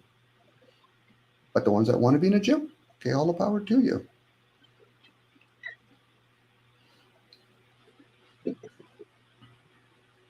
I'm just using it as an example, Charles. I appreciate you sharing today, Dom. That's what I do. I got to jump off here and get a bunch done. Enjoy, Charles. And I hope you have a good day, Dom. I try. Like you said, I'll try. And sometimes talking about this stuff, it aids, you know.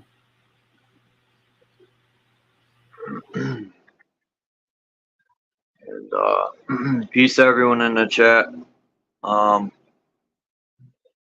If there is any donations, I'll shout it out tomorrow. But anyway, I'm out, man. I hope you have a good day.